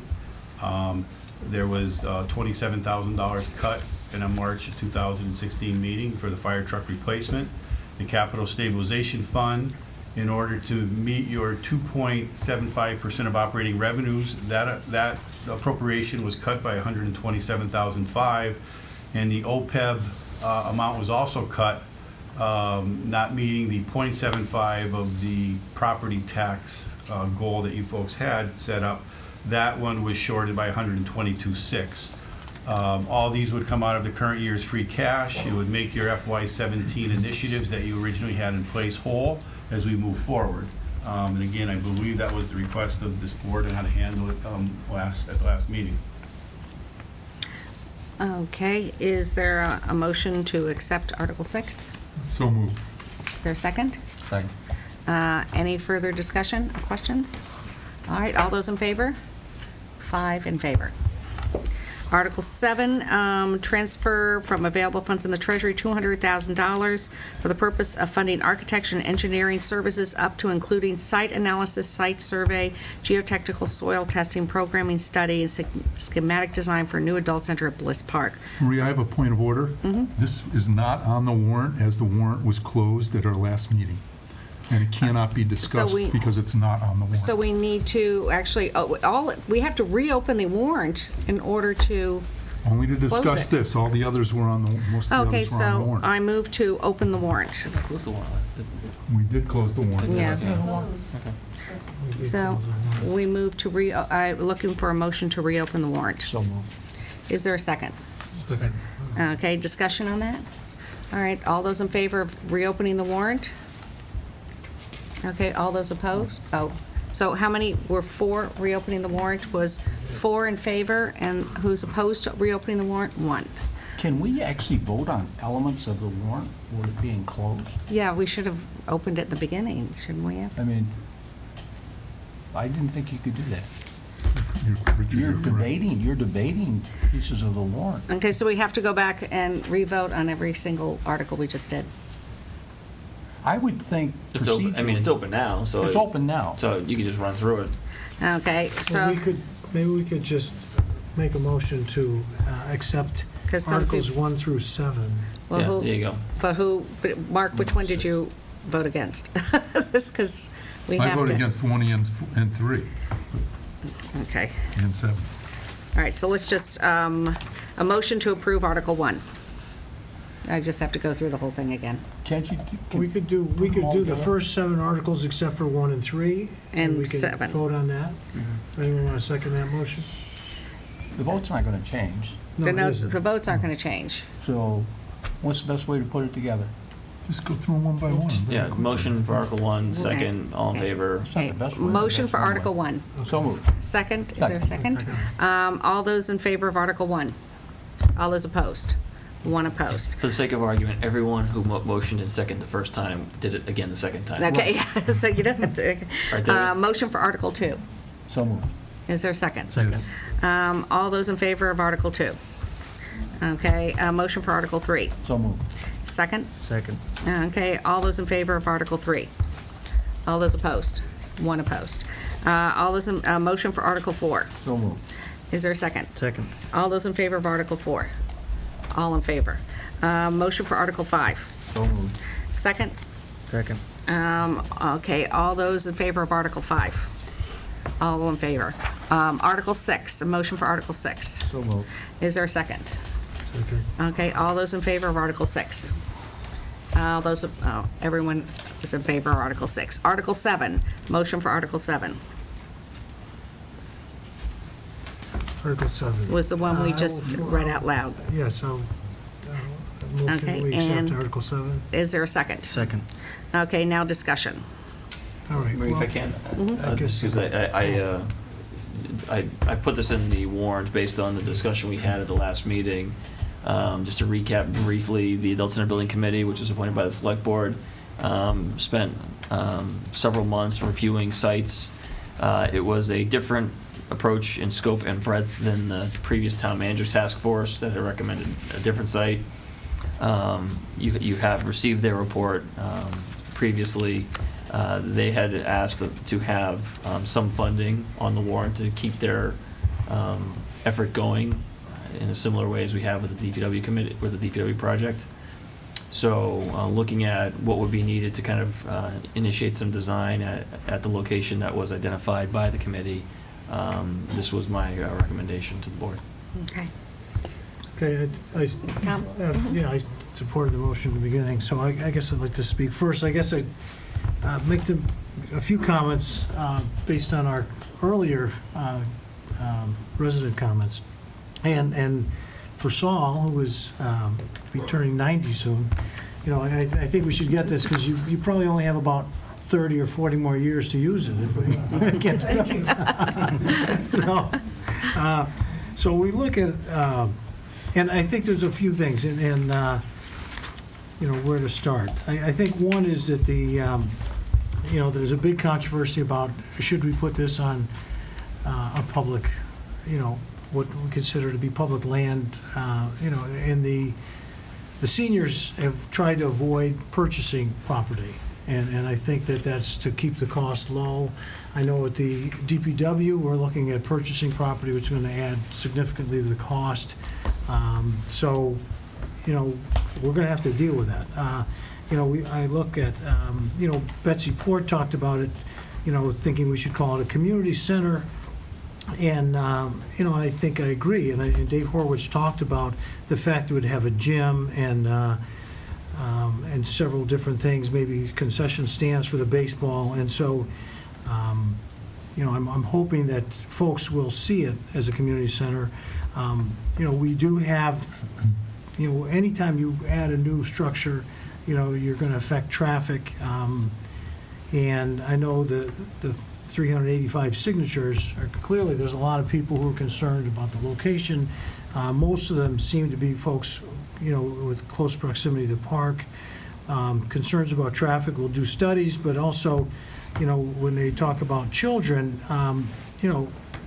I don't believe the children in Long Meadow are less intelligent than children in major cities like Chicago, Detroit, Boston, New York, where they have to deal with all sorts of obstacles between them and where they need to go. So, I hope people will keep an open mind about this. The other thing is that we open up, Rose O'Cutie talked about taking care of the seniors, and the children, both ends of the spectrum. And last year we approved free full-day kindergarten. And now, people are asking to move forward on this project. I don't think it's an inappropriate request. The other thing is that, we look at folks who want to come to our community, and it's not just young people who are looking for a place, to raise their children, raise their family, but there are seniors who would like to come to Long Meadow, and we'll look at a good senior center as a positive aspect of that. We have a safe community, and I work with a lot of individuals who cannot avoid living in violent places, and people pay a premium to live in a safe community, and to live in a safe community that also has a good senior center is a big plus. And so I see this, people who are concerned about their property values, I see this as a good thing, and it will raise our property values. And this really is a vote to say that we are supporting the work of this committee. It's not about a location. The town will decide if this location is appropriate or not. But I really, I think we should move forward, and I think that having a good senior center, would be something I hope that people in the town would see is overdue. Yeah, I would agree with that. I just want to say, we put together these task forces, these committees, and then you put together another one, and you don't act on it. And the town will vote as to whether or not they want Bliss Park, and if they don't want it, then you move on to the next one. But if you got to get beyond, that's another one of the reasons, you have a school, and then you got a DPW on top of the school, and eventually, if you keep delaying these, one year you're gonna have to do them all at the same time. So I agree. I'd like to keep the process going and let the town will decide. Mark? First of all, a question. Has there been a citizen's petition submitted that, now that the warrant is opened, has come into this warrant article? Not that I'm aware of. So there is no citizen's petition as part of this, okay. Second question is, how is the amount of money determined? Because the request we had 2 weeks ago was for $600,000, and now are we literally pulling numbers out of the air? And it's certainly far more than we had for any of our other projects, and this is a smaller project. DPW was 250 last year. 400. Oh, 400. But it's... it's different, yeah. Design, and Mark, this design money is a derivative. Really, it's you take the cost of the project, you factor in about 10% for A&E, and then you slice and dice the scope of work and figure out what point, what design point you're going to get to, and back it up from there. I will say this number is based on feedback we received from an architect who's a member of the Adult Center Building Committee, because I had seen, when Mary Beth was here, we did see the language of 600, and I think I said at the time that I felt like that was too much for where the project was. We went back to the Adult Center Building Committee. They really gave a somewhat itemized summary of what, and there's 200 here. They still have 30,000 remaining in a previous appropriation. So the 230, they really identified 250,000 in design expenses that would be incurred in the next phase. We kind of called it even at about 200 with the 30 they already have in place. So this was based on feedback from the architect who's been working on the committee. And Marie, if I could just, I guess what we've heard tonight from a bunch of people, we heard people in the room early in the evening, citizens' comments. Bill, you said the same thing. I think the question is, do the citizens of Longmeadow want to put an adult center on Bliss Park? That really comes down to the question, and there's obviously not unanimity. I don't know where it goes, and I think the wording of this puts the cart before the horse in that it says, shall we vote to transfer $200,000? And I think the question ought to be, shall the town of Longmeadow seek to locate a new adult center at Bliss Park? And if so, appropriate $200,000 for that purpose. The question needs to be, do you want the park? And we need to make it clear. The question is, do you want the park at Bliss Park? Excuse me, do you want the adult center at Bliss Park? Not, do we want to appropriate $200,000? Because what I don't want to have happen is what we heard about after the DPW and Wolf Swamp Fields is, well, by supporting the money, half the people say, well, we were just supporting the concept, and the other half of the people saying, no, we were supporting the location, or we thought they were supporting the location. I think the wording of this, if we're going to put it on the warrant, it ought to be exactly what I've heard a lot of people say they want to vote on. Should the town of Longmeadow locate and begin the design and construction of an adult center at Bliss Park? And if we choose to do that, we would be appropriating $200,000. And because without that, it's open to the ambiguities that we fell into the last time. Well, I don't think there's much ambiguity because compared to the other, I think that the Longmeadow residents are very knowledgeable about this site because there's been so many public forums that have gone out, and when people come in on town meeting, the thing that's bringing it to them is the site rather than the money. I'm sure that and for it'll just be that very reason, clear. then we ought to ask and vote on the site. Exactly the reason you just said, Marie. It's not the money, it's the site. So we ought to be voting on the site. And this vote says, shall we appropriate, it starts out, shall the town vote to transfer from available funds? It's about the money, and it ought not be about the money. If I could just follow up with Mark's point, I don't think that's going to happen like it did with the DPW, specifically because it did happen with the DPW, and it was kind of a lesson learned from our perspective. And I think the town, I certainly know I learned a lesson there, but I think the entire community learned that you have to consider these questions as a whole in terms of the money and the site. I think the trouble is the mechanisms we have with how we structure articles make it so should we do it at Bliss Park turns into a non-binding resolution like the Wolf Swamp vote at the annual town meeting, whereas supplying an appropriation is an actual method for town meeting to make a concrete legislative action.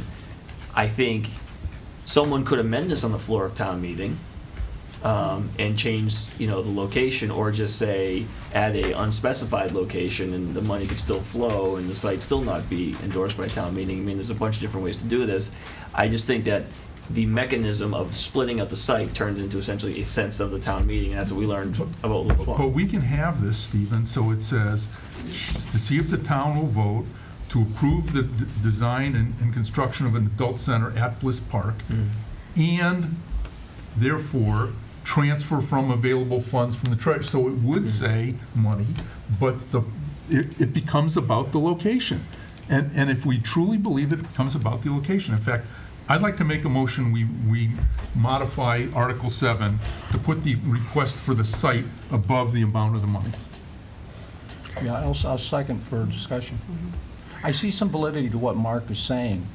It's the same thing, it's just changing the wording around so that there's no doubt in anyone's mind what the article really does mean.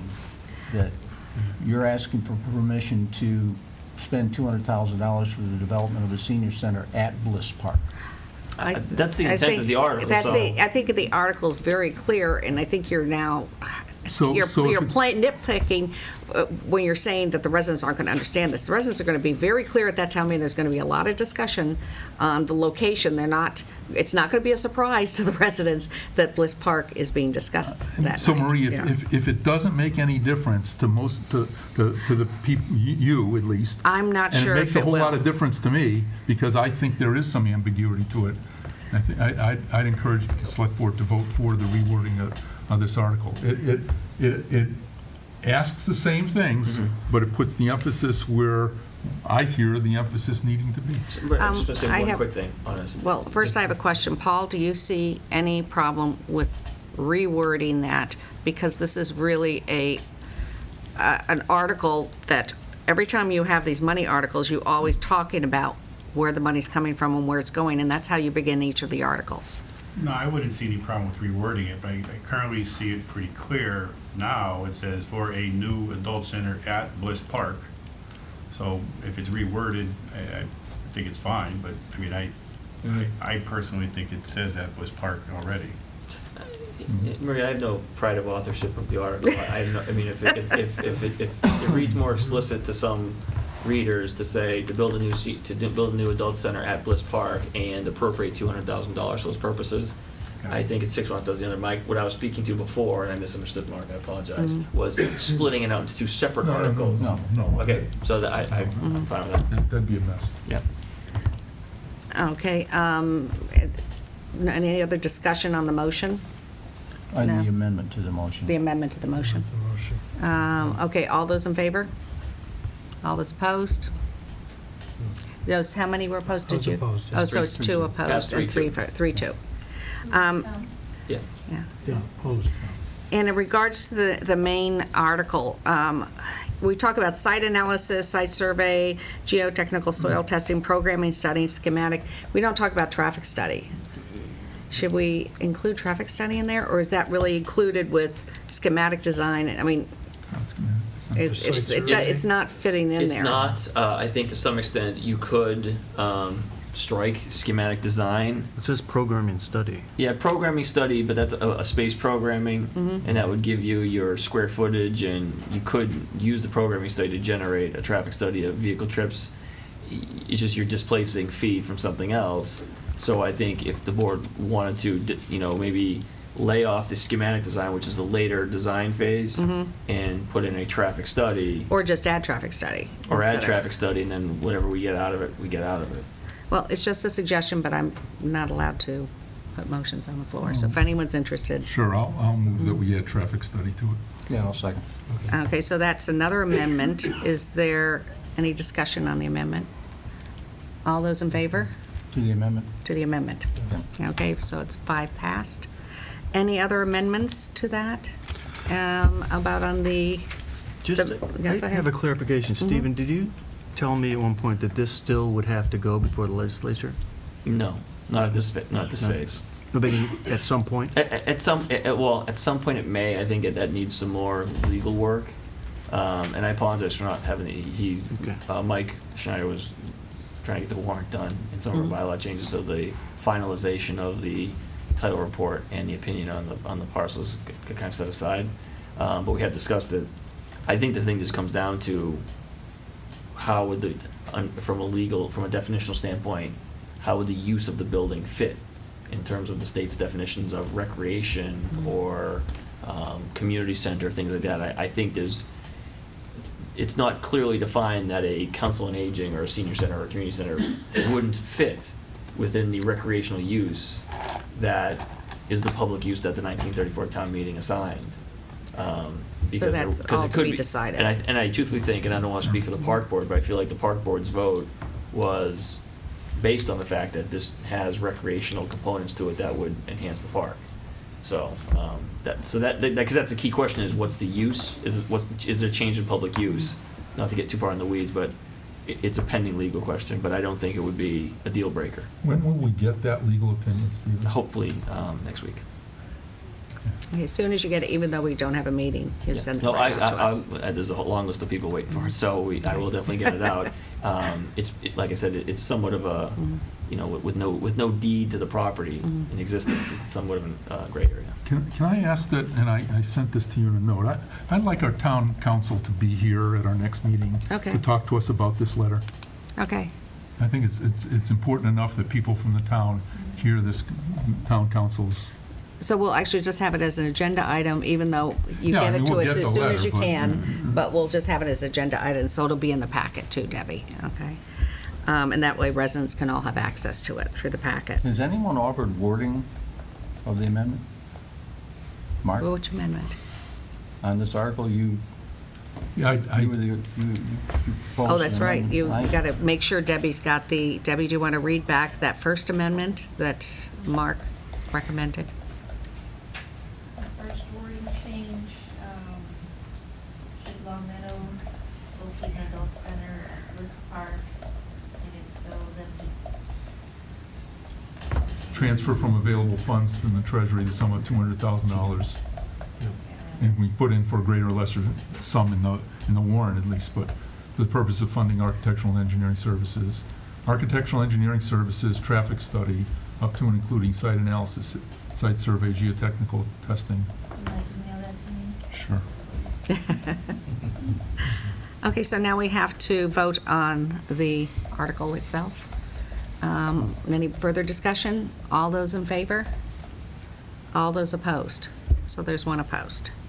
So we're moving on to the next article, which is Article 8, to see if the town will transfer from available funds to the treasury sum of $6,426 from water retained earnings and the sum of $3,213 from sewer retained earnings and the sum. Where are you? Did I miss one? You missed 8. You're on 9. No, we're on 8. Article 8. I'm on 8 now. 7 we just voted on. Is this the warrant article with SC credit edits? Is that the one the document? Because I've got a different. You don't have Article 8 that I'm reading? The warrant article 8 I've got says vote to approve money for available funds to the operating stabilization fund. That Article 8 was on an earlier version and has been eliminated because we've gone just slightly under that 500,000 in the free cash balance with what was approved. Okay, So We got it Article 8 in. was We got the wrong- deleted. We got Do we have to go back and revote everything? No. No, I just wondered where I found that version of the warrant. Yeah, it was in one of the earlier versions, so you have an early version, that's all. Not right. It wasn't that early version because it had the thing on the adult center in it. Okay, so do you want me to go ahead with Article 8 to show it to you? No, Mark, I've you got it now? another Probably document, Article too. 9 on your listing work. Right. Okay, so Article 8, the sum of $3,213 for purchase of global positioning systems for the town's Department of Public Works. Is there a I motion? move we approved Article 8. Is there a second? Second. Discussion. In the CBA we just ratified with the DPW, they agreed to the installation of GPS units, and this will be Okay. for all vehicles. Yeah, I guess that's the question I have is, it says for the purchase of GPS for the Town Department of Public Works. I'd like to add the word vehicle. Vehicles. Public work vehicles. I mean, All right, so that's- that's our intent, and I just want to be specific. Okay. Ship that's going to be in. Well, So is that a amendment? Fine, I'll move we amend this to add the word vehicles after Department of Public Works. Okay, is there a second for his amendment on vehicles? No, I'll second it, unless it's going to be used more extensively than vehicles. No, it's just the vehicles. Okay. Just vehicles, all right. then And that should be clear. Jeff McAllman, who has a lot of experience, can certainly, it may be in the monthly report, I haven't looked, but can certainly present some detailed information. Basically, the units are free, and we pay a Okay. monthly charge. This is prorated for the end of the calendar year. But the software that we're getting will not only do location, but miles per hour, vehicle behavior, things like that. So I think it's a good system. I think we'll learn a lot about our vehicles and how they operate through it. Okay, so a vote for the amendment on vehicles. All those in favor, adding the word vehicle? Okay, that's 5 in favor. All right, and any further discussion on the actual article? All those in favor of Article 8? 5 in favor. Moving on to Article 9, transfer from the ambulance fund the sum of $50,000 for the purchase of one cardiac. So moved. Okay, is there a second? Second. Okay, any further discussion on that? Yeah, just the balance of, I'm just wondering the balance of the ambulance. The ambulance fund currently has $83,000 in it. Again, you folks may recall that in the spring you had voted to increase rates. Ambulance revenues for the first 3 months are up about $13,000, and I don't even think the rates have really had a chance to even kick in with those revenues. So I'm anticipating there to be a very ample surplus by year end to cover this additional money even at this point in time. And I appreciate that, Paul. I guess my real question is, are we on track to have enough money in the ambulance fund to buy a new ambulance when it comes along, or should we be spending, using some other money for this? Given the fact that you've increased the rates, I'm comfortable saying yes, Okay. that at the time we'd have enough money. Chief, Okay. Fine, All I right, just- so fine. all those in favor of Article 9? Okay, there's 5 in favor. Article 10 is transfer from sewer retained earnings, $160,000 for funding a sewer infiltration inflow analysis. I guess we have to do that by Mass DEP. 20 years? 10, I think it's 10. Every 10 years, we Okay. have to do it. We're required to do the study, so we're due for this one. Is there a motion in favor? So moved. Is there a second? Second. Any discussion? Mark? Yeah, what happens if we don't? I mean, it's $160,000 for a study that comes up the same every year in Long Meadow because our sewers aren't tied into our storm sewers. I mean, and it's, I understand we have to do it, but what if we don't do it? I understood that we could also find things that will improve the efficiency of the system. Yeah, And it's not just the separated, it's not just CSO. I mean, CSO, which is combined sewer overflow, that's a big issue in cities.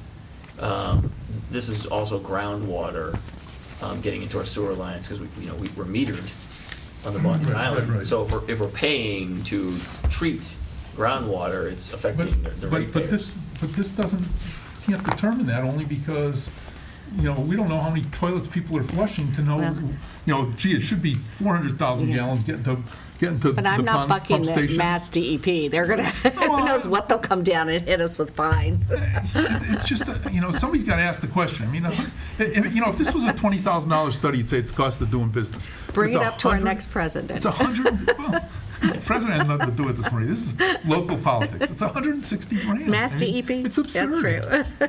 The answer is it's probably not worth 160 to find out what would happen. It's just a real shame. Okay, I'm any going to other, vote against it just because I'd like to see it happen. bring Governor Baker in front of us. Any further vote down the questions? All those in favor of Article 10? All those opposed? One opposed. Okay. Article 11, authorized to borrow the sum of $530,000 or greater or lesser fund to purchase a new fire apparatus and. So moved. Okay, is there a second? Second. Any discussion? No? Yeah, Mark? Yeah, somehow we got out of order with our fire apparatus trucks. And I understand that, we're only, I think, 2 years into our plant. And Paul, you better move out. Chief Dearborn, I saw and I appreciate the fact that you gave us a document that talks about our future capital needs for fire engines. The question isn't going forward what we're going to do right. The question is, what did we do in the last 15 years that really caused this problem? I mean, and the reason I'm passionate about this is that I spent a lot of years in the Capital Planning Committee fighting to have a fire truck replacement fund so that we never really had to come up with a massive bonding issue that cost the taxpayers a lot of money. And it worked for 10 or 12 years, and it's just fallen to pieces. And we now have literally $1.2 million worth of debt for 2 relatively new fire trucks. And so I'm going to let you. I think it keeps getting pulled out to balance the budget. No, it doesn't get pulled out. No, I think last year was one of the Last few year was years the we very had few done years it. we've done it. I guess. But there was a, Take me out of my Richard, misery you here. had wanted to make a comment? So, let me make Yeah. a comment first. Absolutely. The answer is pretty straightforward, Mark. You know that. I'm sure you're asking it so everybody will hear the answer. The fact is, the select board allowed that vehicle not to be replaced on time. We should have forced the issue. We didn't. We knew that the chief was pushing to get a Quint truck, and at all the time, the timetable was moving forward. I think that process likely took 4 or 5 years before he got the Quint truck. The board should have basically said, Chief, we'll keep the Quint discussion going, but you're going to replace the vehicle now, so we keep these in sync. And we allowed him to get out of sync. And that's exactly See, where I we're don't at think right that now. happened though, Richard. My recollection was the Quint was the next one up. We just didn't think it was going to be a Quint at the time we started putting money aside. I mean, they were replaced in sequence. The oldest one getting replaced. You're right, but even back, I was on Capitol, so that's, that's like 6, 7 years ago. The Quint issue was there, and there was not an apparatus. That was the one that was Right. supposed to be replaced. It was that truck number 2, maybe? 3. Number 3. And we kept turning it down, and the chief basically refused to replace that vehicle, and we allowed this to take place as a board. And it came back year after year after year. I'm as upset with it as you are, but it's not the fault of anybody in this room except possibly the select board for allowing this to take place. It caught us, and I've already talked to Captain or Chief offline and expressed my feelings about it, because I feel as adamant as you do. But we allowed this to take place. That's what irritates me. This select board knew it was happening, and we failed to stand up and say, you will replace a vehicle this year, town manager, period, and get it done. So we can drag this through the mud all we want. It's not gonna change it one bit. We know exactly what took place.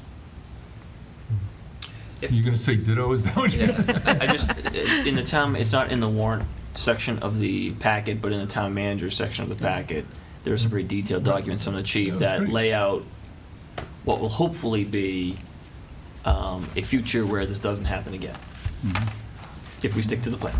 And I noticed it's much. Which isn't different from the last plan we had, which we didn't stick to because. Well, all we can do, like you said, I wasn't here when that happened, so all we can do is look ahead and control what we're doing. And so I think the chief and I both agree that this is not ideal in terms of scheduling and timing, and everybody acknowledges that. It's an expensive item, and I think we'd rather not be doing it.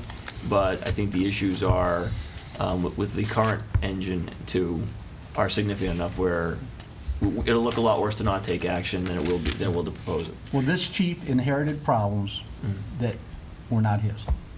Clear and simple.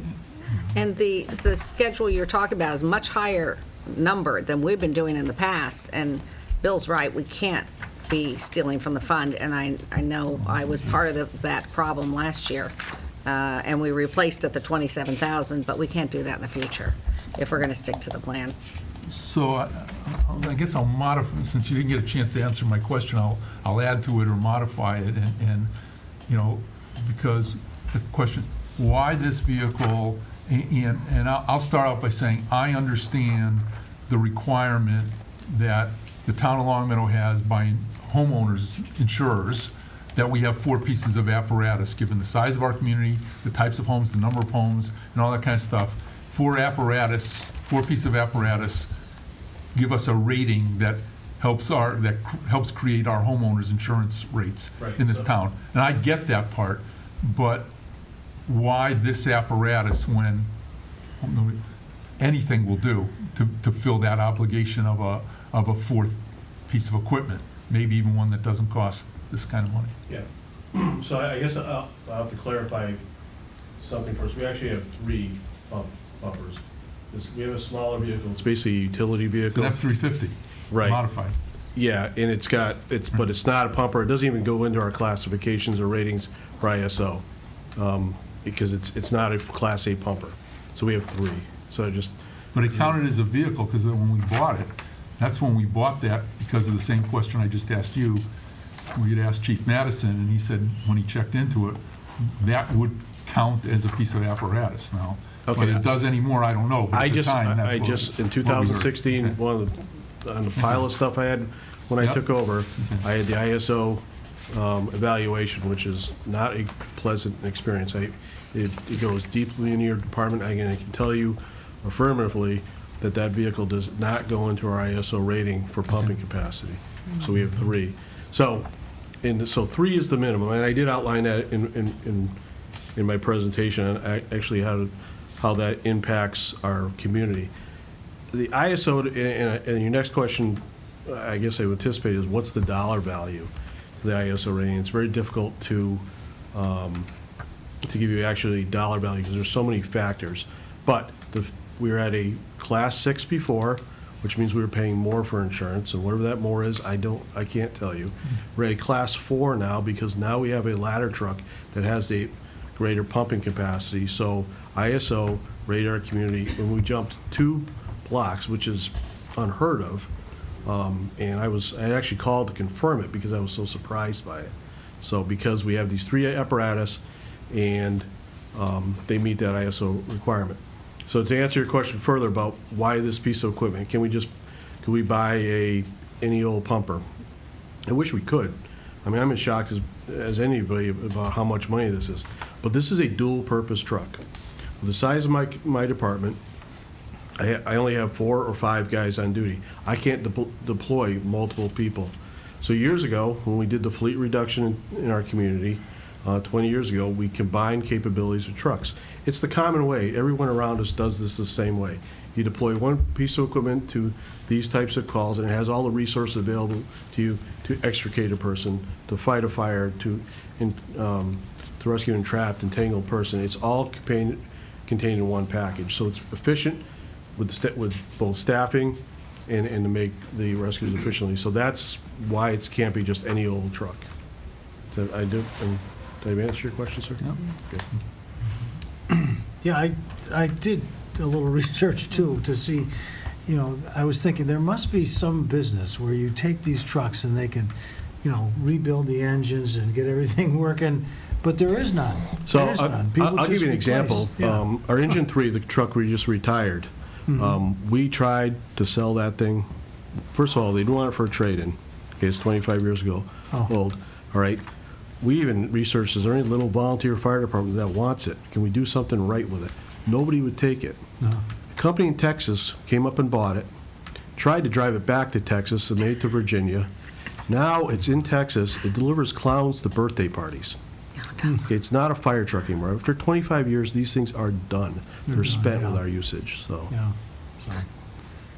Well, that happened. We did talk a little bit about converting it to like a tailgate vehicle because you have the tank inside. And This we actually, have some grand plans of it. It's an expensive retrofit. They're not to get off subject. They have barbecue pits. They do everything on these. That's what they use these. They're not Oh, fire right, trucks yeah, I've anymore. seen the barbecue guy with the fire engine. Yeah. Paul? Yeah, the little good news that comes out of this is that you may recall a few years ago, I asked for money to accelerate band payments. And a little money was given out of the reserve fund last year. Well, now some of the benefit will pay off because some of those are now retired a little bit early.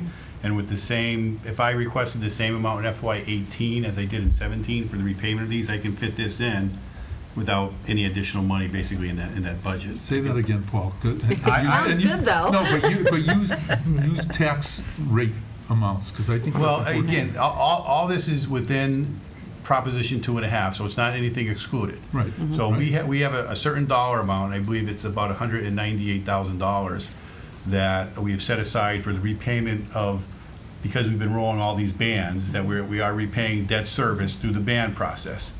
And a couple of years ago I came to this because we had some excess capacity. I asked for some extra money to accelerate that band process, which was normally a 5-year program for paying off certain programs. As an example, I think the one that is being retired early is the fiber optic system that we share with the school department. Well, that we were supposed to have a full-blown payment in FY18.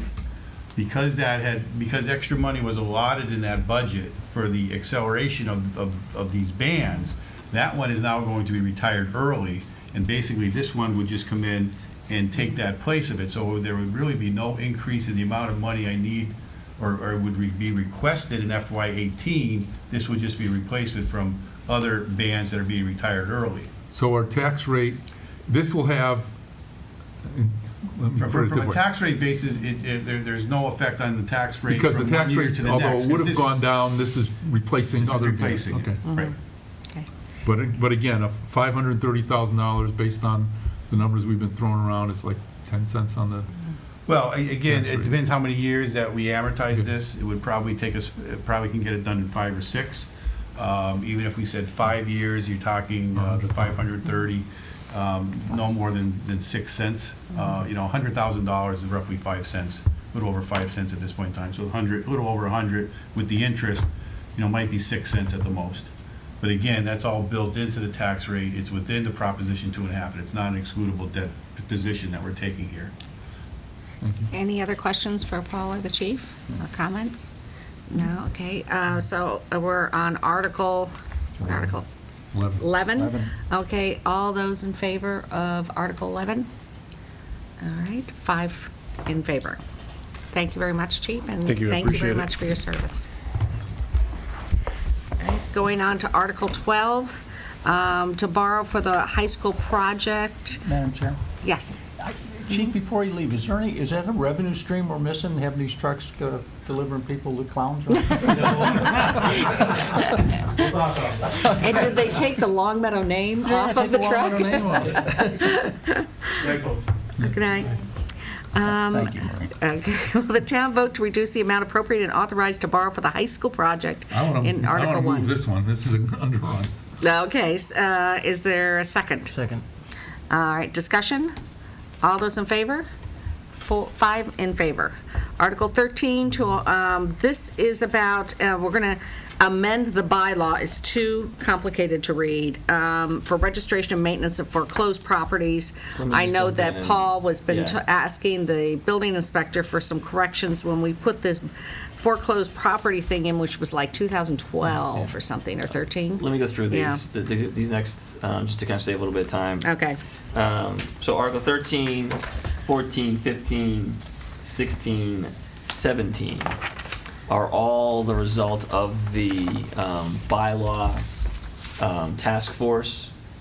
Members of the planning board, members of the zoning board, our building commissioner, myself, kind of getting together and addressing what are areas that are sources of frequent complaint, where do our bylaws lack the mechanisms needed to provide proper oversight or enforcement, and what changes can be made. I think I've reported to the board on this several times about the progress of this. I think I had several of these listed specifically in my goals. Basically, the foreclosure bylaw, which I think has actually been a success in terms of getting foreclosures registered. We get a registration fee. It gives us a point of contact. It's made Paul's life somewhat easier. He still has to chase the people down, but at least he gets a local contact. That only applies once the property is foreclosed. So if it's a property, and we've had several of these, we've talked about receivership, where it's owned by a person or a trust or something like that, and they pay their taxes, but they've abandoned the property, we don't have a mechanism like we do for foreclosed properties. Or if someone is living there and it's not abandoned and it just is blight, there's really not a mechanism in our bylaws for that. So this really extends the same tools that we use for foreclosed properties to blighted or abandoned properties. It's simple as that. It just makes the word changes. Is there a motion to accept Article 13? So moved. Is there a second? Second. Any further discussion? Yeah, I just, in Article 16, it talks about a family as one or more individuals living. Well, we're on 13 Oh, first. 13. We're doing 13 Oh, I thought we were first. taking them as. Yeah, no. I'm sorry. So is there any other discussion on 13? All those in favor of 13? 5 in favor. 14, is there a motion in favor of 14? Is there a second? Second. Discussion on that one? That was yours. That was a select board request. Okay, which, that we allow appointments to be a little more time to be able to appoint, so we don't have to re-interview people. Okay, is there any further discussion? All those in favor of Article 14? Okay, and it was 5 in favor. Article 15, is the amendment, let's see. Demand fees. Demand fees for Paul can water talk and about sewer. Okay, is there a motion in favor? So moved. Is there a second? Second. Okay, further discussion? If I may. Yeah. You may recall last December, you had, we changed the demand fee on motor vehicle excise taxes and real estate taxes. A separate process had to be followed for this demand fee on water and sewer. It was written as a bylaw. We asked council to rewrite the bylaw so that it would have the $15 demand fee as opposed to the $10. But I would also like to make one amendment to what is written before you now, because our practice, and the amendment would be, if a bill for water services remains unpaid for 30 days after the bill is issued. As you can see right now, it does allow for another ample grace period. So if a bill for water services remain unpaid for 30 days after the bill is issued, that is our common practice with real estate and/or motor vehicle excise, that we issue that demand fee once it becomes due, right after it becomes due. This, again, the way that it's currently presented to you adds another grace period that we want to eliminate and put these all in the same type of process. Okay, so the wording for your requested amendment is, where the word? Right at the beginning, if a bill for water or services remains unpaid for 30 days. Not 10 days, Not 30 10 days. 30 days after the bill is issued. Issued, not due. Correct. Okay. But then, do you strike the rest of it? No, and then the rest of it would remain as is. Then a demand equal to $15 shall be da-da-da-da-da. But do you still give them the unpaid for 15 days thereafter? And if the bill remains unpaid for 15 days, yes. Yes, that's the secondary part of it. So is there anyone who will move Paul's requested amendment? I move that we change it to 30 days. Is there a second? Second. 30 days after the bill is issued. After the bill is issued, I'm sorry. Is there any further discussion on the amendment? All those in favor? 5 in favor. All right, now the main bill, we moved that, right? Did someone move that and second it? Okay, and let's see, any further discussion on the main article? All those in favor? Approve as amended. Yeah, approve as amended, and there's 5 in favor. Thank you. Now we're going to Article 16, and that's the one you want to discuss, but let's get the motion on the floor. Is there someone to move So Article moved. 16? Is there a second? Second. Okay, now discussion. Tom? Well, I'm not sure why we have to define as a town, the bylaws for family definition. I don't know what we had before, but, to say that, we look at 4 unrelated individuals, and they're seen as roomers, that, I guess I'm not quite sure about this definition. How exact do we have to be on this? And I guess what's the purpose of having a family? Why is it important the town defines this? We're trying to get away from hotbedding.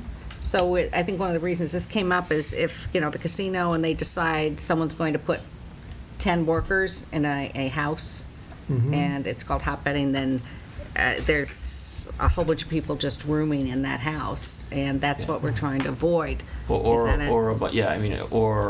a bunch of college kids, or, and this is an actual anecdote, a bunch of Springfield Falcons hockey players living in the same house.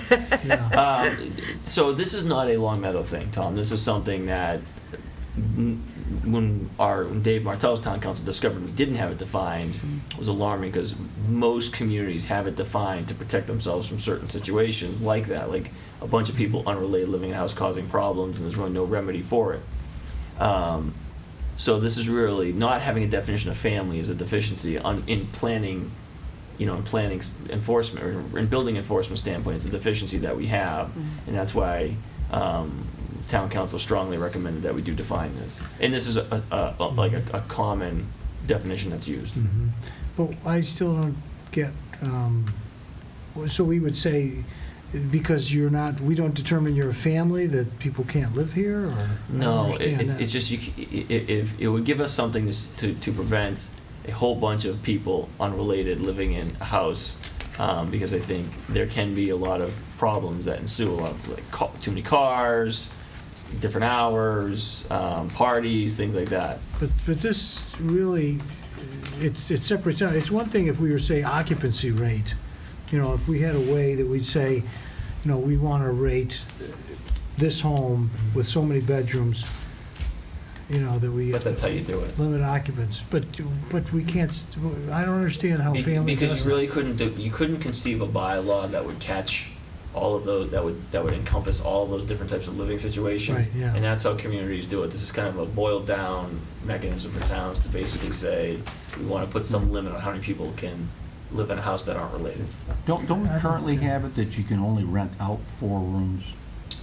You can rent out 4 rooms, but even then, there's no cap on how many people unrelated. Now, if you have a family of 20 people, like all your relatives want to move in with you, Right. Mm-hmm.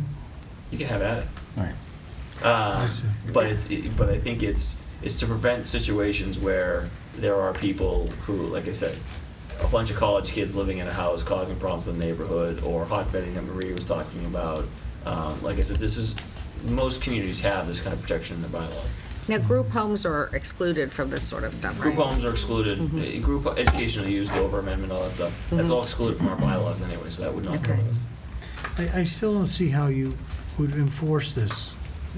So you would say, okay, you have people in here who are not family members, and so then you tell them people have to leave? I mean, Well, I think maybe you find them, maybe we can or- talk. I mean, and for the purposes of Oh, keeping yeah. these, we can talk offline. I mean, you don't have to support it now, Okay, but we can yeah. talk offline. But it just from the standpoint of our bylaw definitions. Mhm. It's progress as far as Yeah, you're it's concerned. something we need in Yeah. our definitions, kind of like a like I said, it's a standard practice for communities Yeah. to understand better why communities need this protection. We can certainly talk offline. I can have you talk to town council, or you can ask them. I emailed him to be here on the 17th. You can ask him then, Sure. because I'm sure he'll go over the warrant. But I'm if you sure want you to could know more explain about it to me. You, okay. I'm not doing a very good job right now, so I may ask for some backup. All right. Okay, any further questions or discussion on that? Okay, all those in favor of Article 16? And opposed? And 1 opposed. Okay, Article 17, you want to describe that one, accessory use? You want to get it, motion to? Oh, you're right, So motion. moved. Is there a second? Second. Okay, and do you want to tell us a little bit of what you're doing here? Okay, so right now, and this is one of the things that we get a lot of complaints on, unregistered cars. And as you know, you can register your car by mail, and there's certain thresholds to get it inspected, but that's not connected back to their registration.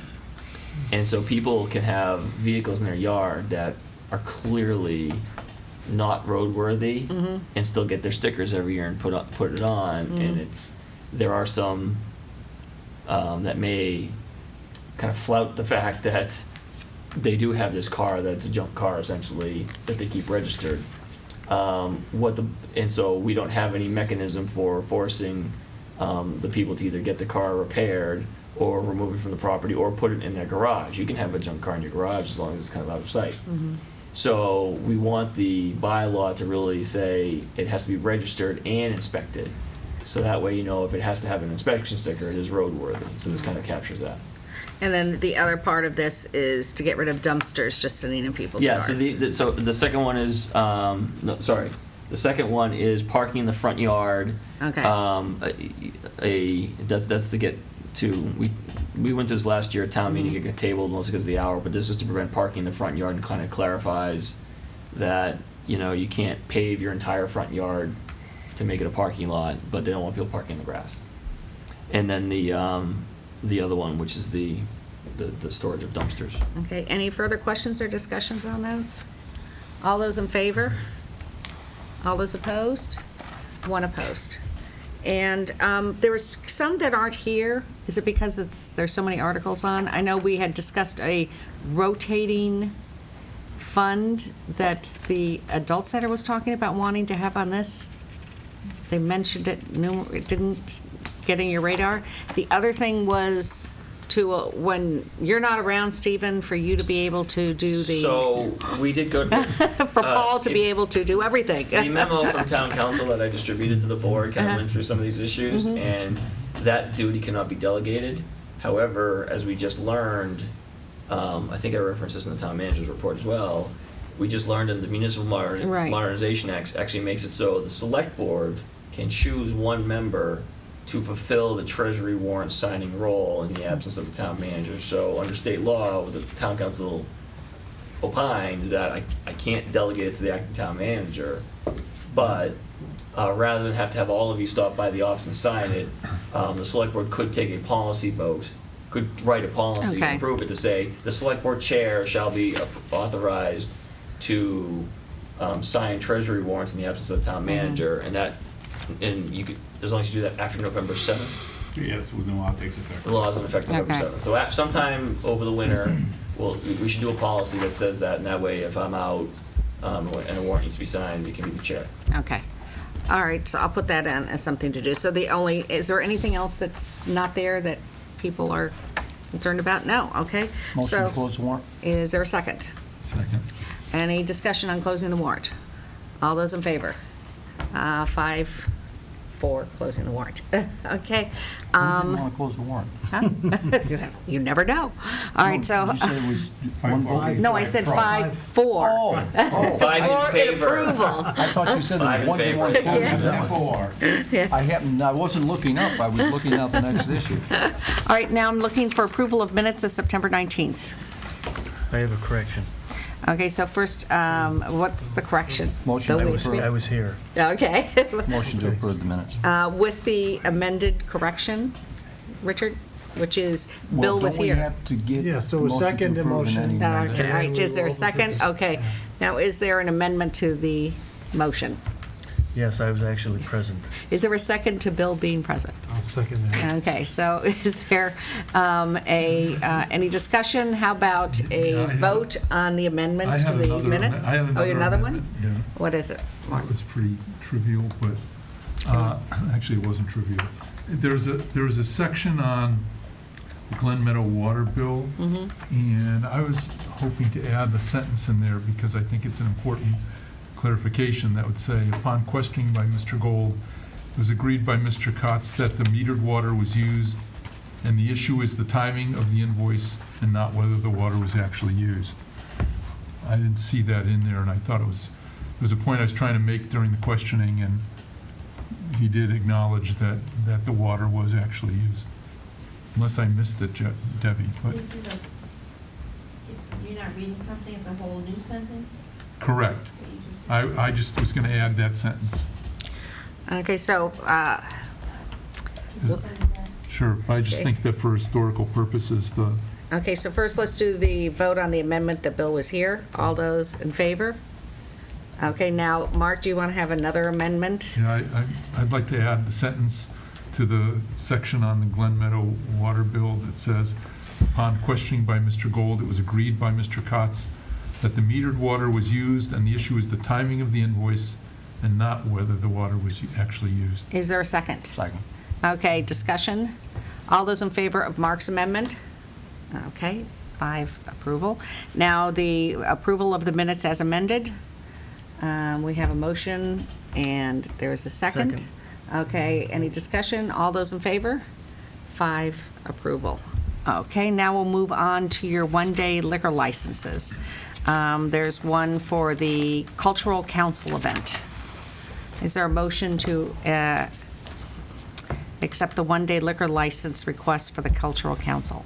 I'll move we approve a one-day liquor license for November 3rd, 2016, for the Cultural Council at Storrs Library. Is there a second? Second. Any discussion? All those in favor? 5 approval. All right, a motion for St. Mary's Academy event. I move that we approve a one-day liquor license for October 29th for St. Mary's Academy at the gymnasium, a one-day liquor license. Is there a second? Second. Okay, discussion? All those in favor? 5 approval. All right, and now Select Board comments. Did I push this out at the end because I knew there were so many residents' comments, but any Select Board comments? No? All right, Town Manager report.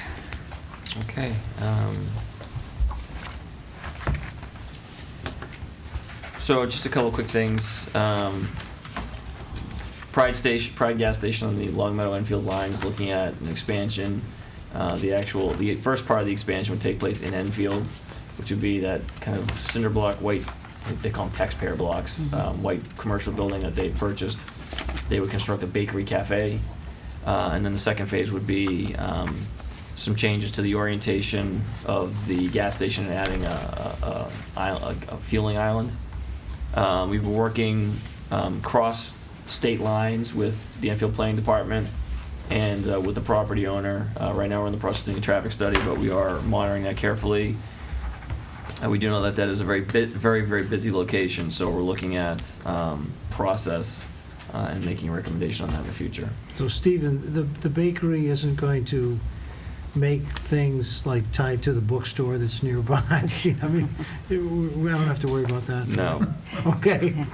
Apparently, the name of the bookshop is also the name of a local regional franchise of restaurants in some other state, and apparently some people drove up from that state Yeah, looking to get something to eat. I heard that story very recently. It was quite funny. There was staying on that topic, he came on the, when they were trying to do this a few years ago, there was an issue with the residents with the lighting and how they were going to put in the lighting. And I know that Booth Street Road has really bothered Mark for a long time because it's a right turn lane only, and that was a political decision. And so when you are doing the traffic studies, you're looking at the whole situation down there, Looking at the whole aren't you? situation, I don't expect that lane configuration to change because of the amount of construction it would take to change that. The town line goes right through the middle of the building, right? No, to the parking lot. Oh, really? Yeah. So would we get meals tax on that bakery? No.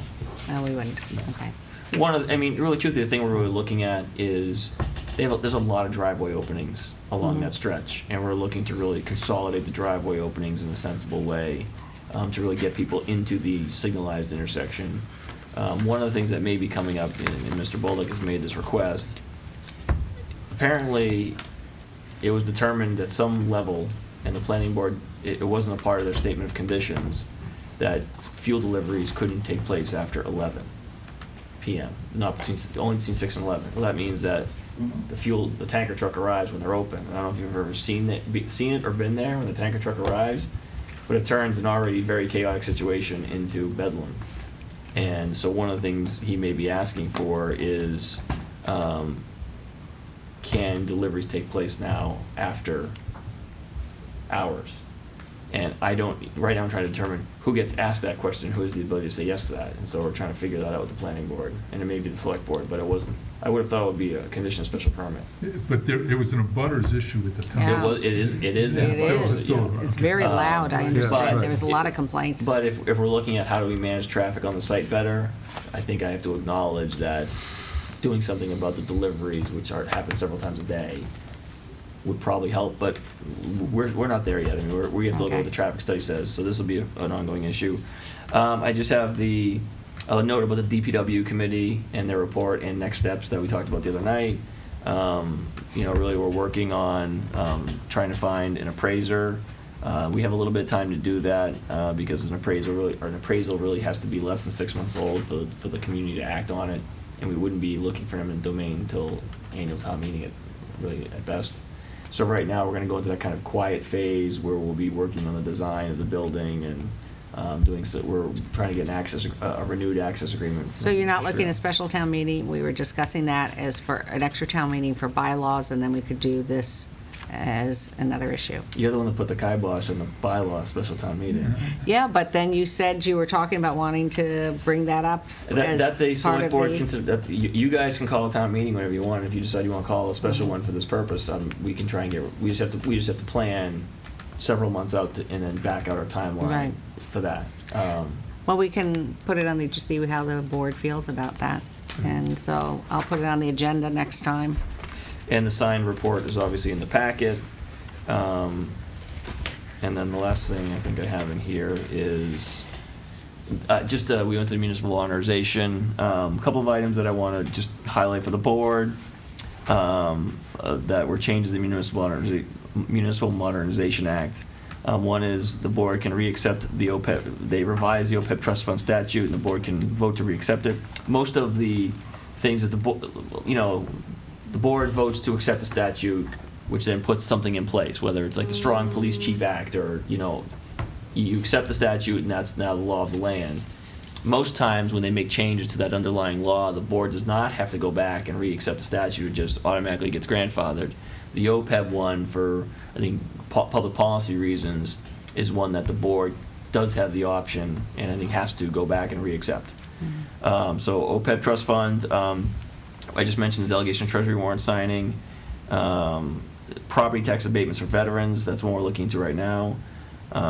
Overlay accounts, right now we have overlay accounts divided by fiscal year, and so we have several of them as we go back and make sure we close out the books. Now you can just have one catch-all for all years, which makes life a lot easier. And then they talked about a tax-exempt lease purchase program for capital assets, which was intriguing, so we want to learn more about that as we go. Again, the law goes into effect in November, but there's a lot to it. It's 100. It's not even 100. It's a bunch of small things that they made changes to that we'll be looking at. You attended another meeting, legislative, regional, that week, didn't you? I did not go to the legislative update for MMA. It was on Friday, and I could not go either. We were working on this. Okay. All right, because I wanted to know. Get the warrant done. Yeah, I wanted to know what happened at that meeting too. Okay. I'm certain there'll be another one. I think I think there'll be one next month. Try and get to it. Okay. That's all. I'm sorry. I do have one more thing. Early voting. Early voting will take place during normal business hours for the town clerk's office, which are Monday through Friday, 8:15 to 4:30, and Fridays, 8:15 to noon. For public convenience, Long Meadow has also decided to add additional hours until 7 p.m. on Tuesday, November 1st, and weekend hours on Saturday, October 29th, between 9 and 2. Early voting starts on October 24th and will continue through November 4th. Absentee voting will still be an option for those absent from the town on election day, or have a disability that prevents them from going to the polls, or have a religious belief that prevents the same. And so you're saying it's a town hall, we talked about the adult center. It's at the community house. I mean, it's at the adult center. It is at the adult center? Yes, it is. Okay. But it's the hours, it takes place during the normal business hours that the town clerk would normally have, which were recited there, but it is at the adult center. Oh, I'm sorry. It is, yeah. And so is that going to be? At the adult center. That will be on the hours. town website? It is, yeah. So- We posted it, yeah, that was meant as a press release, so I'm sure it's getting out, and we'll make sure that it's posted on the website also. Okay. Debbie will make sure Karen, or Kathy takes care of that. I think I saw it on. Okay, thanks. Any further questions on town manager's report? No? Okay. We got the correspondence. I added one extra correspondence that Debbie sent out at the last minute, and it was an Eagle Scout who wants to do a project down at Conservation, and so I just wanted everyone to know. I just received that at my office. Maybe he was sending it out to offices, but I thought maybe he sent it out because I was on the select board, so I wanted everyone to see what he's planning on doing. But that actually asked for support. My sense is it asked for I think he financial wanted support. money, but. Right. Yeah, And so the question is, if this person's going to put up literally sign, I mean, I look back at the Eagle Scout who put up signs at each of our parks. I gotta tell you, they're great, they're blasted, and in hindsight, if they had said to the town, gee, can you fund it a little bit to do that, we probably should have. I guess the question, Stephen, is, I don't know how much money we have and what kind of funds are appropriate, but is it possible that there's a sense of this board that if there are some funds available, and I mean, this is town property that we asked the town manager to find out, and what. I mean, you've got a discretionary fund too, but more importantly, I don't know whether it's from conservation or. Conservation might have a fund too, right? Do they? I mean, they pay their administrative system. Okay. So I'm also talking to another Eagle Scout about their projects. There's more things going on. So we'll review it and see what we can do. So you saw that also? I did, When it got in the packet? Okay, did get in the packet. You just send those to me because I usually get the requests from the Eagle Scouts to. Oh, you do? You get them too? Okay. All right, so we'll follow up on a town manager's report about Eagle projects. What's that? We'll put that in the next town manager's report, the various Eagle projects. And a future report, sure. Yeah. All right, anything else, people want to talk about? No? A motion for going into executive session for Go into negotiation? executive session for the purpose of negotiation, not to return to open session. Is there a second? Second. Okay. Roll call? Mark, Yes. Bill, Yes. Maureen, Yes. Tom, Yes. Yes. If I say no, can I go home? You can go home even if you say yes. You can always go home. Good night, and thank you for joining us, and happy Rosh Hashanah.